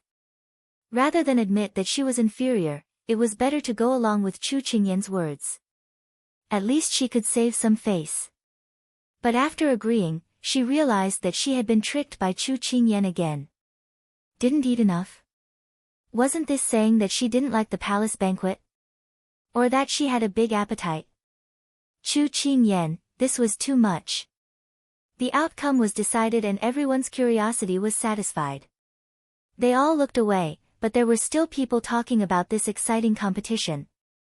As expected of someone who follows Su-er. You more or less inherited Su-er's style. Not bad, not bad. Come, we will reward you. Sichuan Emperor laughed heartily.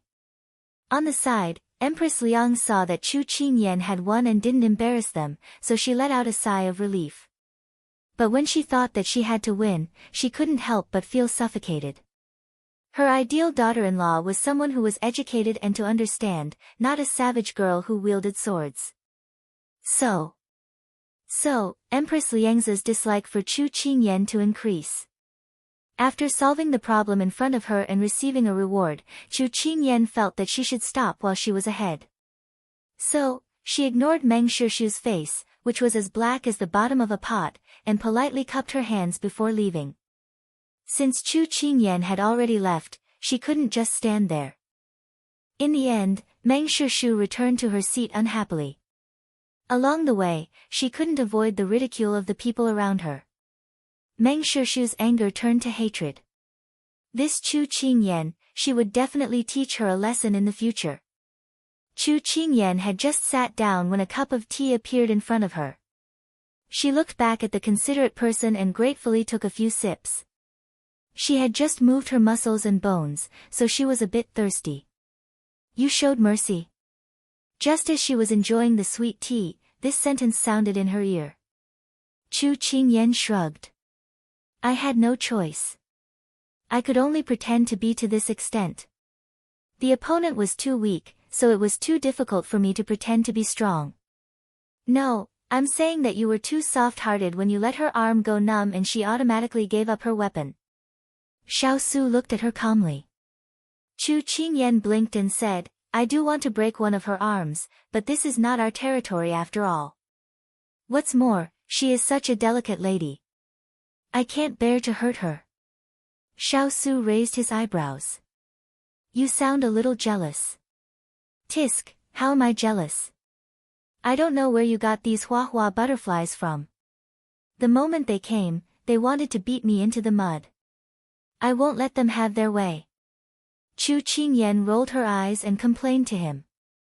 Xiao Su glanced at her. You're letting your imagination run wild again. Chu Qingyan harumphed. Let me tell you, a girl's sixth sense is very accurate, especially when it comes to relationships. When she saw Meng Shushu's gaze fall on Big Ice Cube, she understood why they were targeting her. This was the real reason why she wanted to accept the challenge. They dared to have ideas about her man. They must be tired of living. Didn't they know who she was? Since she pretended to be invisible, they couldn't wait to see her weak and helpless. Then she had to show them her elegance. However, it was fine as long as she didn't provoke people she shouldn't provoke. If she became a thorn in their side, the gains wouldn't make up for the losses. Perhaps it was because of Chu Qingyan's character that she was able to be like a fish in water in such a complicated environment. Xiao Su didn't want to waste time on such an unimportant matter. He said softly, when we're almost done eating, I'll take you out of the banquet early. He knew that she didn't like such occasions. He didn't like it either, so it was better to go back early. All right. Chu Qingyan nodded her head. This Miss Chu is so powerful. I was just afraid that she would suffer because of Miss Meng. I didn't expect her to be so powerful. Yu Tianyue grabbed onto Qi Lingyi's arm and said excitedly. She was often ridiculed by Meng Shishu. Now that she saw Chu Qingyan helping her vent her anger, her tone was filled with admiration for Chu Qingyan.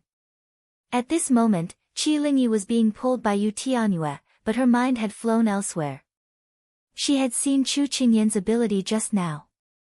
She suddenly felt a little disappointed. Did His Royal Highness like Chu Qingyan, who was lively, cheerful, and good at fighting? She didn't seem to have any. Qi Lingyi, who had always been modest and confident, began to feel inferior at this moment.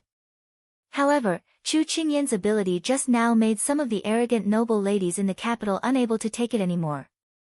What right did a country bumpkin like her have to be praised by His Majesty and be praised by so many people? Thus, someone stood up.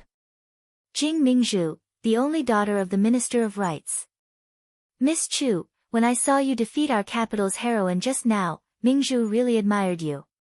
However, Mingzhu is not good at using swords and sticks. Can we discuss the 4 arts of zither, chess, poetry, calligraphy, and painting? Although you said that there is no difference between zither, chess, poetry, calligraphy, and painting, then there is no barrier between us. It is very fair. Another one came. How was he supposed to eat it? Chu Qingyan had no choice but to put down her chopsticks. She looked coldly at the person who stood up. For a foodie, letting her see delicious food but not eat it was very hateful. This tone, this attitude, this aura, Chu Qingyan secretly rolled her eyes. Another one came to cause trouble. At this moment, everyone looked at her. Even that person called Mingzhu was showing off to her in a place where no one could see. Was this a provocation,